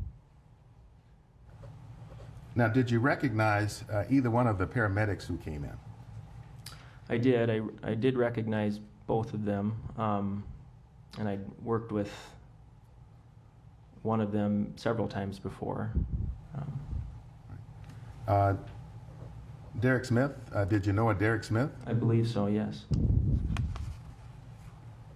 And do you recall having worked with a Derek Smith before? I do. How often? Several times throughout the course of my training. When the paramedics bring a patient in to the emergency department, is it standard protocol for them to tell you why they are bringing the patient in? What's the emergency? Yes. In what the paramedics told you when they brought in Mr. Floyd, did they also then give you information when they brought Mr. Floyd in? They did. They essentially gave the report that I just told you. Yes. Did they say to you, for purposes of caring or giving treatment to Mr. Floyd, that they felt he had suffered a drug overdose? Not in the information they gave, no. Did they tell you in the information they gave that they felt that Mr. Floyd had had a heart attack? No. Testimony for the defense, Dr. Langenfeld said that he believed the patient's cardiac arrest was due to a lack of oxygen or asphyxia. He said that he reached this conclusion after going through several known causes of cardiac arrest and ruling them out, and also based off the information that was or was not given to him by paramedics on that night. Now, in cross-examination, the defense really pressed this particular witness on that lack of oxygen claim, asking him, is it possible that the drugs found in Floyd's system, fentanyl and meth, could cause a lack of oxygen. And the doctor said, yes, those drugs can also be the cause of a lack of oxygen in George Floyd. So again, this is just another example of both sides using a witness to try to prove their case and argue what they believe to be is the cause of death, and that is a knee in Mr. Floyd's neck or perhaps the drugs in his system. Kim, I got to go to this point. I want to ask you something else about that juror issue today, but the defense lawyer also went into all the other medical issues, medical conditions, the excitement of the arrest and during the arrest resisting, all of those things he said could be contributing factors. He almost basically said, I didn't know those things. The stuff that I was seeing could have been a number of different reasons. It was almost as if I had known it, I would have had a better idea of what to do. And understandably, the doctor didn't know those things because the paramedics didn't know those things, because by the time they got there, Mr. Floyd was in an unconscious situation. Kim, on balance, given the thought that the state has to prove cause of death beyond the reasonable doubt, the defense doesn't have to prove anything. But on balance, was this witness better for the defense or the government? Well, at first, watching the testimony take place live, it seemed pretty damaging for the defense. Here you have an emergency room physician that went through kind of his process of how he makes a conclusion based off cause of death. But that is just with the information he's given. And the defense really did a great job of painting a picture of showing he made that decision based off very limited evidence. For all we know, there was no communication between officers on the scene to the paramedics about George Floyd, possible drug use or heart issues, and there was no conversation that we know of by paramedics to the emergency room doctors about that either. So I think the defense is just really trying to lay out that there is reasonable doubt here, that there is so much information or lack of information that's critical during these moments. And I think we're gonna be learning a lot more about that too, especially when it's the defense's turn to call their witnesses. Absolutely. Kim Johnson, you're doing an excellent job. Great analysis as always. Thank you so much. Okay, folks, we're going to move on a little bit here. You got it. Thanks, Kim. To the defense asking for more body cam video after Mr. Floyd's arrest. Let's take a listen. We're going to reserve argument and decision on the milestone camera until later, probably Wednesday, since we have another legal issue to deal with tomorrow morning. As far as the 2034 motion or 2034 video, I'm going to allow that because the defense is not really offering the defendant's statements or anybody's statement for that matter for the truth of the matter asserted. Therefore, it's not hearsay. It's being offered more to show it is relevant because it shows Mr. Chauvin's demeanor and his actions immediately following Mr. Floyd being removed to the hospital. And I think that is relevant for the jury to see his demeanor and what actions he took afterwards. And so the remainder of the 2034 video will be put in. On the contrary, the 2045 video will not be allowed. It is hearsay. I've reviewed it in its entirety, and it does appear that it is primarily of Officers Lane and King giving their side of the story, so to speak. It does not fall into any of the 804 exceptions for an unavailable witness to allow as hearsay. And I do not find that it was an adoptive admission by the defendant. He is there, but mere presence at a hearsay statement does not constitute an adoption of what is being said. Accordingly, the 2045 video will not be allowed. Conversation, would those be allowed? There were matters after the conversation, which specifically, Mr. Nelson? Why don't you go up here so we can go over that. Again, specifically, Your Honor, after that commentary, there's additional conversation amongst the officers about who's going where, what's happening, who's going to the hospital, who's... Any objection to that, Mr. Frank? Again, it's not really offered for the truth of the matter asserted. It doesn't seem just decisions on why some people went and why some people did not. All right, we'll allow that. Make sure it's tightly edited so that recollections that are being reported out about what happened with Mr. Floyd are not in there. All right, I think that takes care of that. We have, the jury is here, so I think we can bring them in. Just for the record, the next hearing is going to be on the record with spectators present, but we are going to go off audio and off video, so it will not be broadcast outside this courtroom. I think, and I'll make a record as to why we're doing that.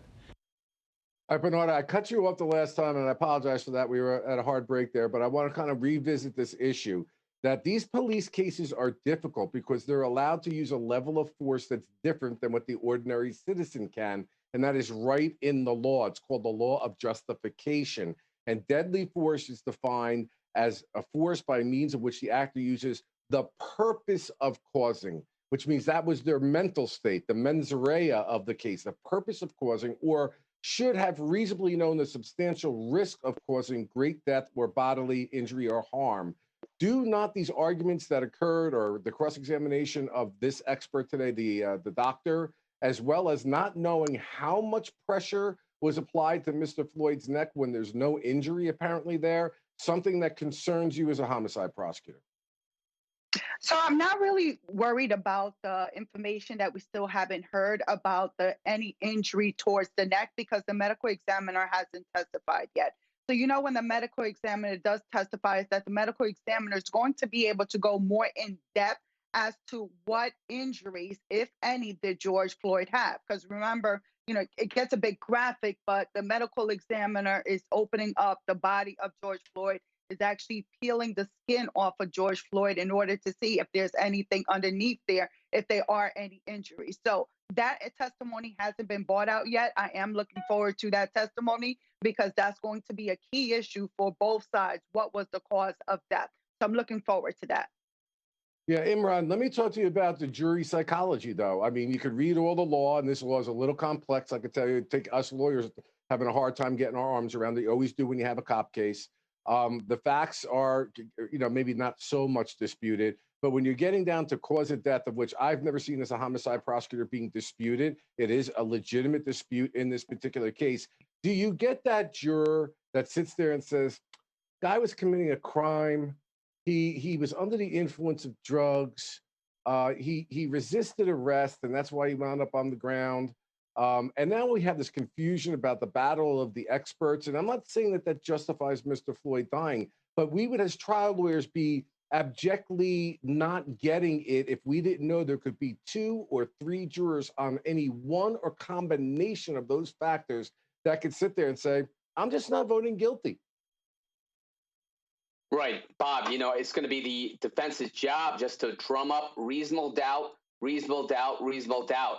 And how can they do that? Well, they could also do that through the medical testimony in this case. And, you see Nelson asking those pointed questions that I believe he's going to circle back when he puts on his case for Derek Chauvin with his medical experts. And you want to get those jurors with that little nugget of doubt in their mind because one was reasonable doubt. You can't convict. You can't convict if there's reasonable doubt and the prosecution has not proven the case beyond a reasonable doubt. And that would be the guilt of Derek Chauvin and also the cause of death being linked to Derek Chauvin. All right, guys. Yeah, I mean, it's a really interesting case. And nevertheless, I think all of us could agree to one thing. The comment made that this case is a slam dunk was a regrettable and unfortunate comment because it makes the public think, God forbid, they don't like the verdict, that something wrong or untoward was done. This case needs to be prosecuted the right way, and the jurors will have serious questions with regard to what's happening from what we know right now. Got to take a quick break. We'll be right back.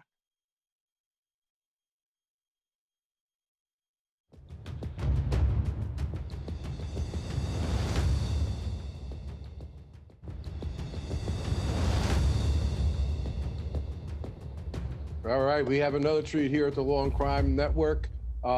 Another great one of our people that are out there, one of our soldiers that's been handling this case, Angenette Levy. So we're talking to us about the wrap-up and what she sees that's going to be coming on the show, Law&Crime Daily at 10 p.m. tonight. You got to watch it because it brings it all together. Angenette?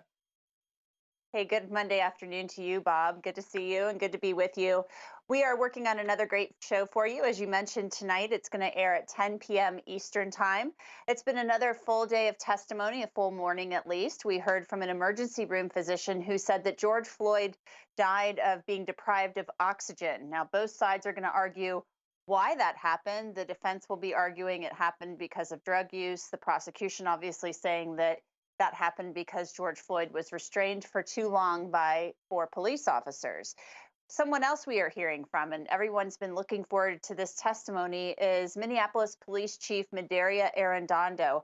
And he actually fired Derek Chauvin, and the 3 other officers the day after George Floyd died.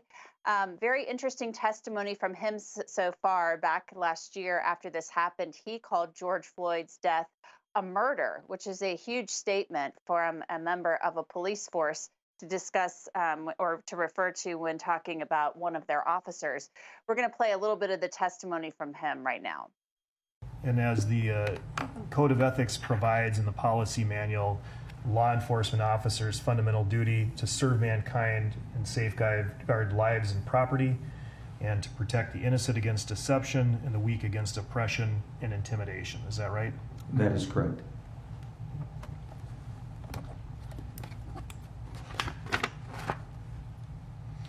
And if you could take that down, Minneapolis Police Department also has a professional policing policy, is that right? Yes. At a high level, can you describe what professional policing means in this context? Yes, our Minneapolis Police Department professional policing, it's really about treating people with dignity and respect, above all else, at the highest level. It's that we see each other as necessary, we value one another, and it's really treating people with the dignity and respect they deserve. And Chief Arradondo believes that, absolutely did not happen in this case, according to him. Now, something else we're working on for tonight is another story, a follow-up on Maurice Hall. He, of course, is the man who was in the SUV with George Floyd the night that he was approached by police and died last year. Courtney Ross is George Floyd's girlfriend, and she had testified last week that she and Floyd sometimes bought drugs from Maurice Hall. Well, he was in court today in Minneapolis. He is currently in jail. He was arrested during jury selection and accused of violating a protection order. He also has another case with additional charges that he's facing. We're going to tell you what's going on with him, what happened in that hearing. And also, we just found out that he is going to appear in the courtroom tomorrow. There was a request filed to provide clothing for him so he could appear in court. He, of course, wants to plead the Fifth and not testify in this trial because he might incriminate himself by some of the statements that he may make or may be forced to make in this trial. So you're not going to want to miss that. And we will, of course, have that covered for you tomorrow when that hearing happens here on the Law&Crime Network. And tune into Law&Crime Daily. We're going to give you the latest on Maurice Hall. That's coming up tonight, of course, at 10 p.m. Eastern. Bob? Angenette Levy, thank you so much. Always doing a great job out there. Have a great show. Okay, folks, you got it. We're going to move into a little bit of a different scenario that happened with respect to arguments that occurred with regard to what level of Mr. Chauvin's training is allowed to be admitted or testified to. And again, it gets into a really interesting piece where a judge has to balance what evidence they're going to allow in or not. Let's take a listen.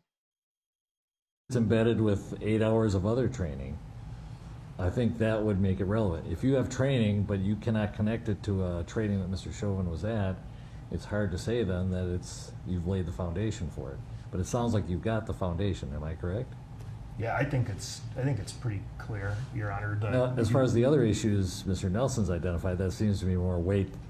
It goes to weight, and you can cross-examine on it and say, this is a 3-slide PowerPoint in the midst of 8 hours of training on other topics. And that's pure, absolutely fine because it goes to the weight, the evidence, as opposed to its admissibility. All right, Mr. Nelson, one last comment? Yeah, I guess, Your Honor, I'm not objecting to the admissibility of this training. The question becomes, I think, and I don't think that it's as easy as as it's presented. It's because even some of the things that they've said that they intended to introduce, which are that are clearly from the academy, from the police academy, they're not from in-service records, but it contains the information that may have been a part of some other training. That's where we. So, case in point, there's a PowerPoint presentation from the Minneapolis Police Academy about nerve manipulation and basically joint manipulation, nerve endings, and how to gain compliance through pressing or depressing someone's nerves. It's clearly a training material from the Police Academy from 2017 or 2018. Officer Chauvin was not in the Police Academy in 2018, but ultimately it's part of their training. Now, where did that come from? You know, when was it presented to him? I don't know, and I don't think it could ever, there is no other record of that type of training. So there are training materials. I think there's two levels. If the Minneapolis Police Department comes in and says, we never train our officers to do X, right, and insert X, but there are training materials that contradict that testimony, that undermine that testimony. I'm not questioning the foundation for these records. These records exist. They all came from the Minneapolis Police Department. But whether or not I need to show that Mr. Chauvin had that specific training, I think is one question.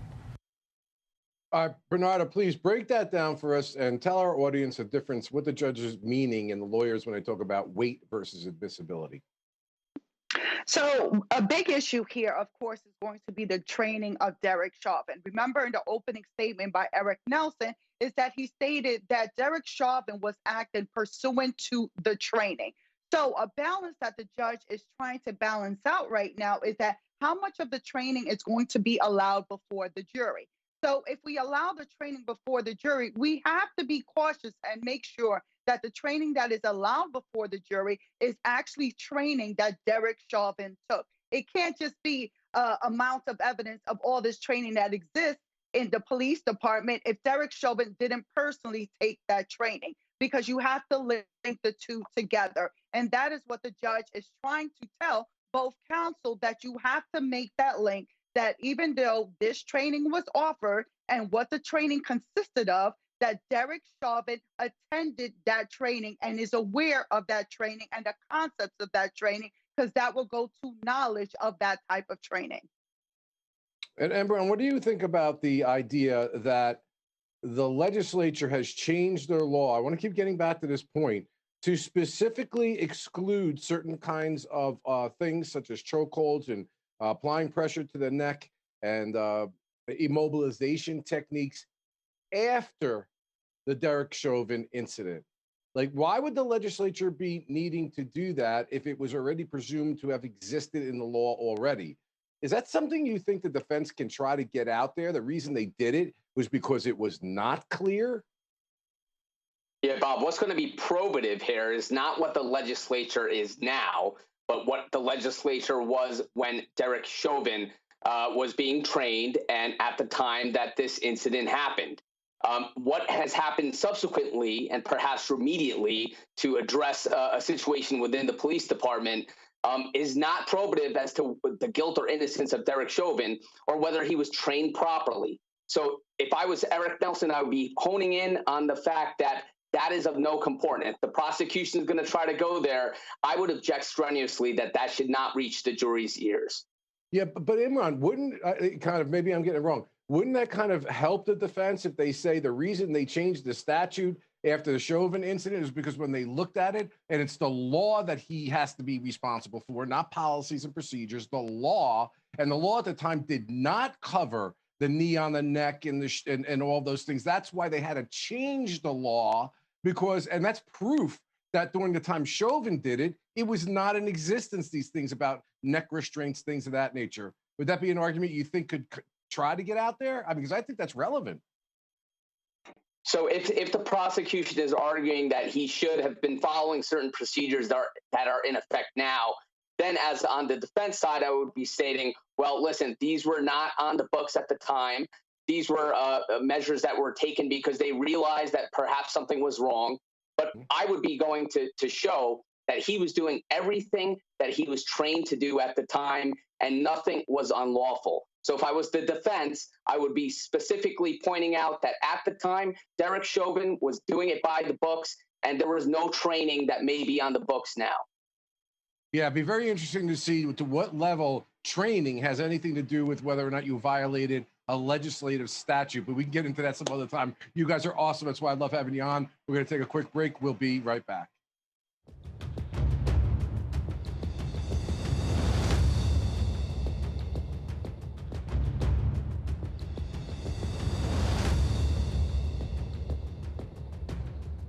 Okay, jury should be coming back any minute. Not only a minute, any second. They're back in court. Let's go do it live.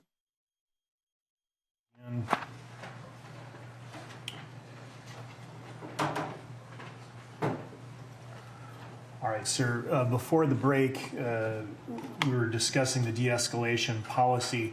I'd like to now ask whether the actual de-escalation techniques are embedded within the policy itself. And so I'm drawing your attention to, again, Exhibit 219, which is MPD Policy 5-304. And if you take a look at the section here that's been enlarged, de-escalation tactics include but are not limited to. If you would please just summarize for the jury the different bullets that you see here. Yes, some of the bullets here for de-escalation tactics. Sir, one moment. Oh. All right. Thank you. All right. Please resume. Yes, some of the de-escalation tactics that are noted here include but are not limited to placing barriers between an uncooperative subject and an officer, communication from a safe position intended to gain the subject's compliance using verbal persuasion, advisements, or warnings, using verbal techniques to calm an agitated subject and promote rational decision-making, calling for additional resources to assist, including more officers, CIT officers, and officers equipped with less lethal tools. And CIT officers are those who've been through the crisis intervention training course, is that correct? That is correct. And our Minneapolis police officers then at the training center taught different techniques on how to implement this policy? That is correct. Have you personally attended the training? Yes, I have. Did you find it useful? I have. And you could remove that. We've talked a little bit then about behavioral crises and identifying behavioral crises. How does the Minneapolis Police Department respond to persons in a behavioral crisis? One of the first important things is obviously is trying to get as much information prior to the call as possible. But as soon as officers at least have knowledge that this could be a potential situation with that caller, this de-escalation piece should kick in.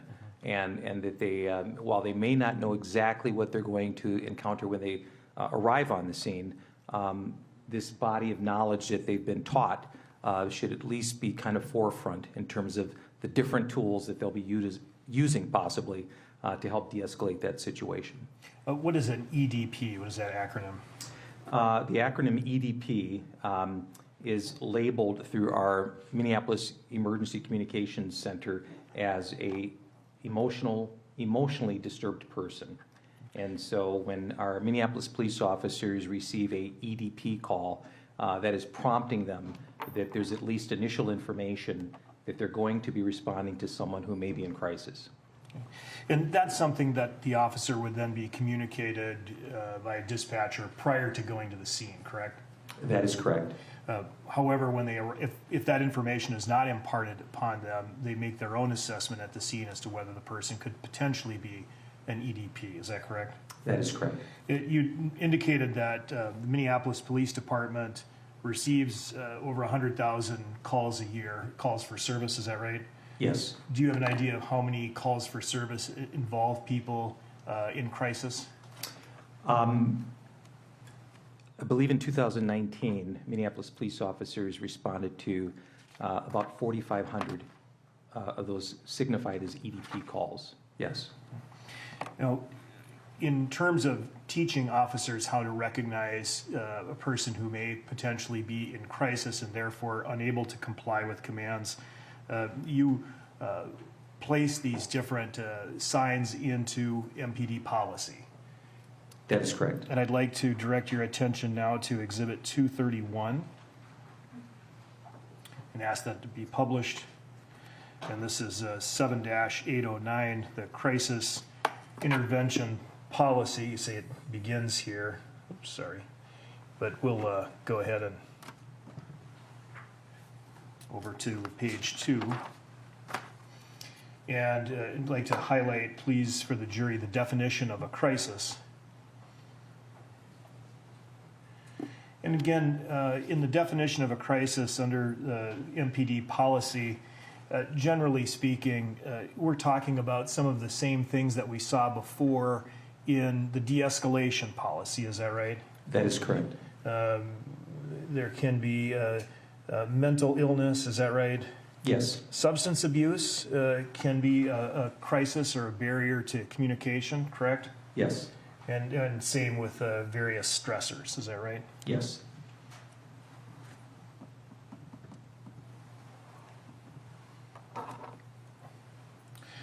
And then further, if you can emphasize the crisis intervention definition. And officers, when they either respond to an EDP call or are aware that the person may be in crisis, can attempt a crisis intervention method. Is that correct? Yes. And generally speaking, what is the officer supposed to do to a person in crisis? It's an attempt to de-escalate that situation.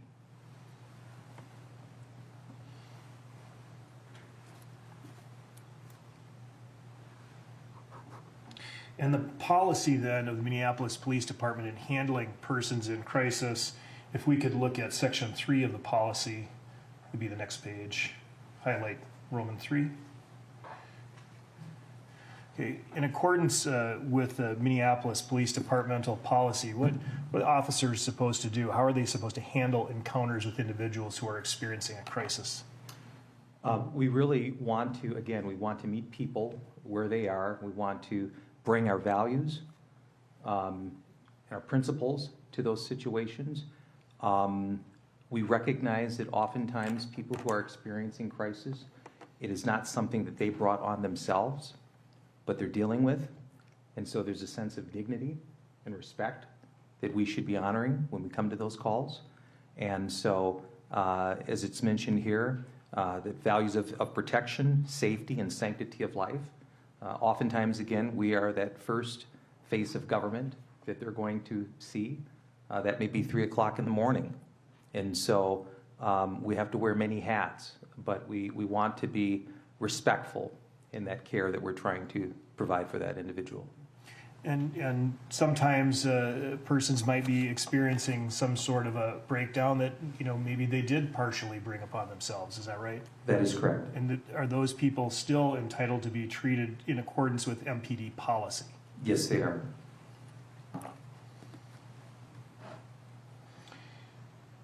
And this policy, again, is imparted in training at the training center by that group. Is that right?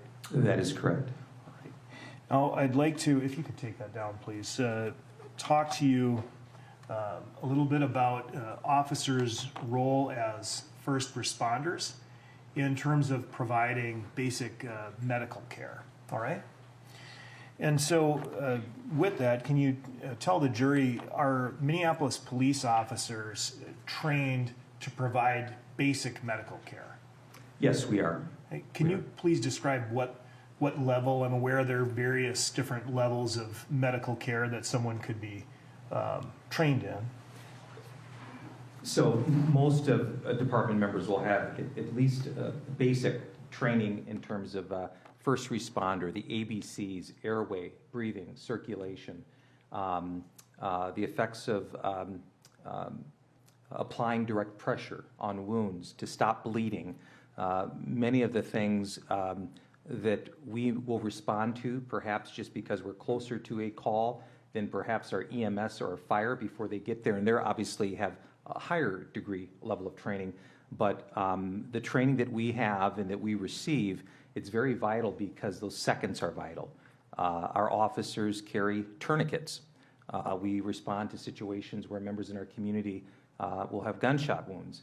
And matter of fact, a couple of my officers a couple of weeks ago saved a young man who was shot in the femur and was bleeding profusely, but because they got there quickly, knew how to apply that tourniquet. Those are some of the basics. Baby not breathing calls.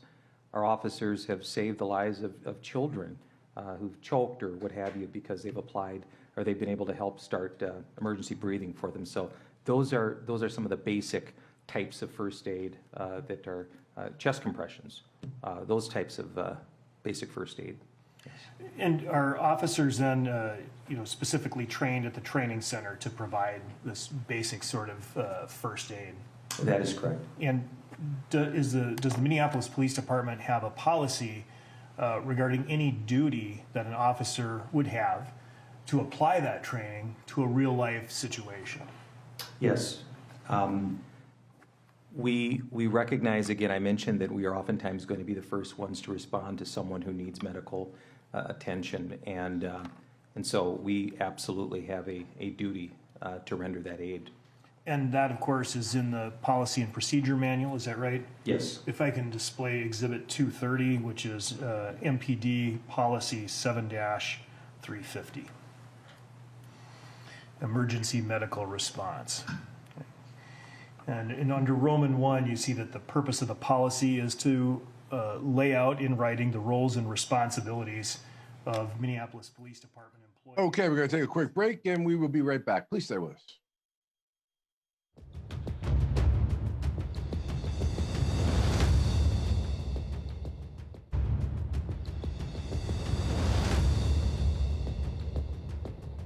Okay, the chief is discussing what police officers are trained, what they're supposed to do, how they're supposed to reach out to EMS. Let's go back live to court. Officers for the Minneapolis Police Department. And I mentioned the thousands of calls that our men and women respond to. It is my firm belief that the one singular incident we will be judged forever on will be our use of force. And so while it is absolutely imperative that our officers go home at the end of their shift, we want to make sure and ensure that our community members go home too. And so sanctity of life is absolutely vital, that is the pillar for our use of force. Has this generally always been the case with Minneapolis use of force policy? It is not. When did that change? We implemented this particular in 2016. Has the training and use of force and application of use of force policy been imparted, including this philosophy, onto police officers in training at the training center? It certainly has, yes. Does the policy itself define force? What is force? Yes, it does. If we can take a look at Exhibit 217, I'll publish that.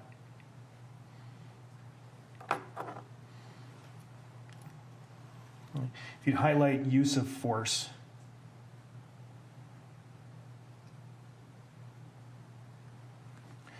Generally speaking, what is force? It can be any physical contact. It can be with a weapon. It could be with a vehicle. But it's any sort of physical contact that is more likely to render harm or injury to someone. Is the use of restraint considered force? That would be considered force. And what type of force is authorized under departmental policy? We, under 609, we operate under the use of force, the Graham v. Connor statute, objectively reasonable force. And if I could display Exhibit 217.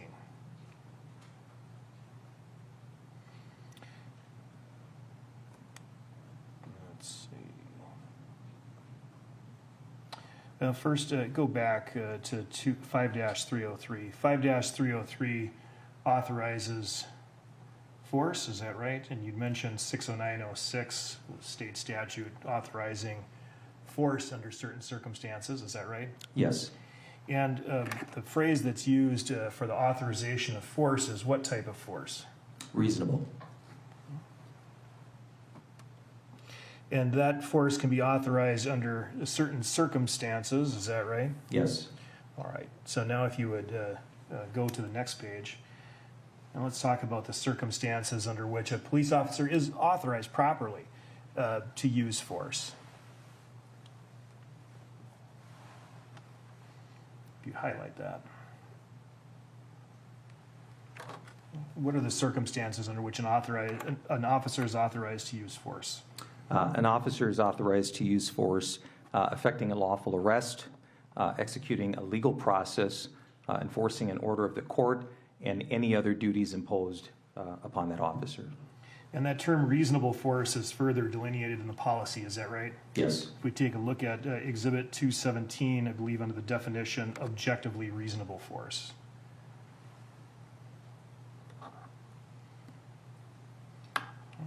Could you please read that definition? Yes.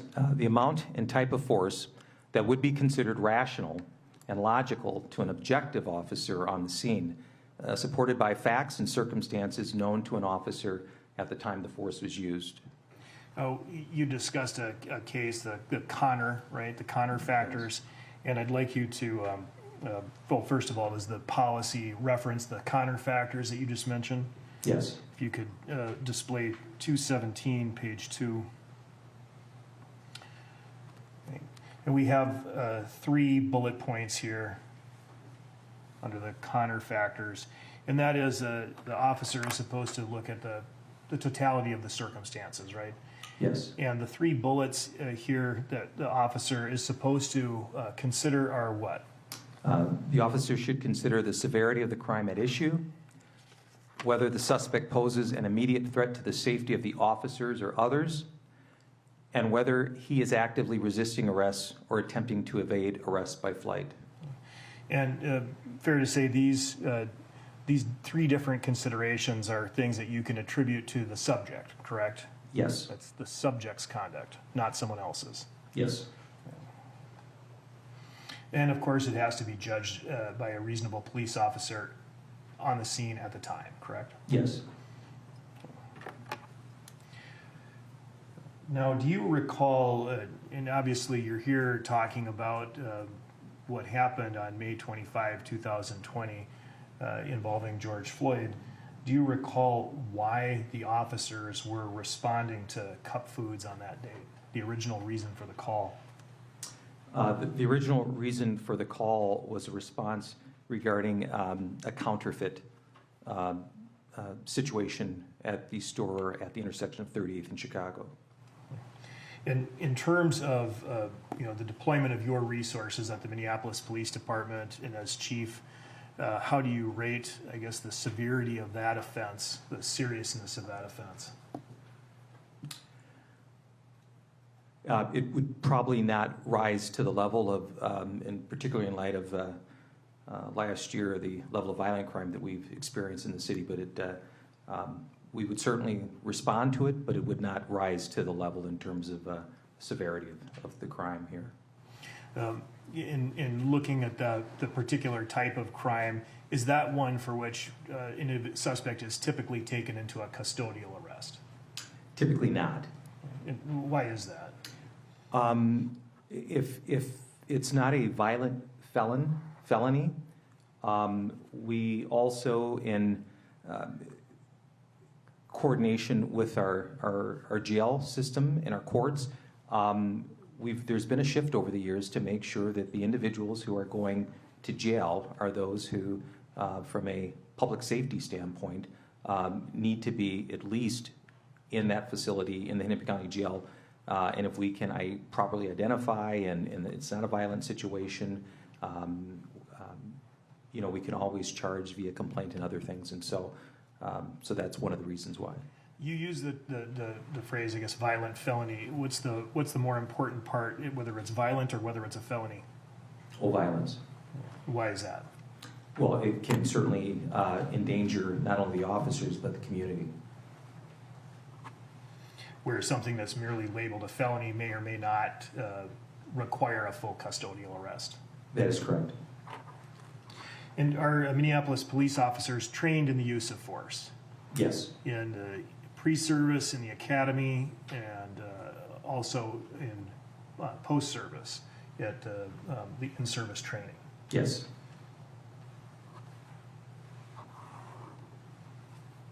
And are officers taught the standard that force must be reasonable at the time it is applied? Yes. The entire time it's applied? Yes. Are officers taught the need to assess and reassess and reevaluate situations in the field? Yes, we are. Are you familiar with Minneapolis Police Department's critical thinking model? Yes. How are you familiar with that?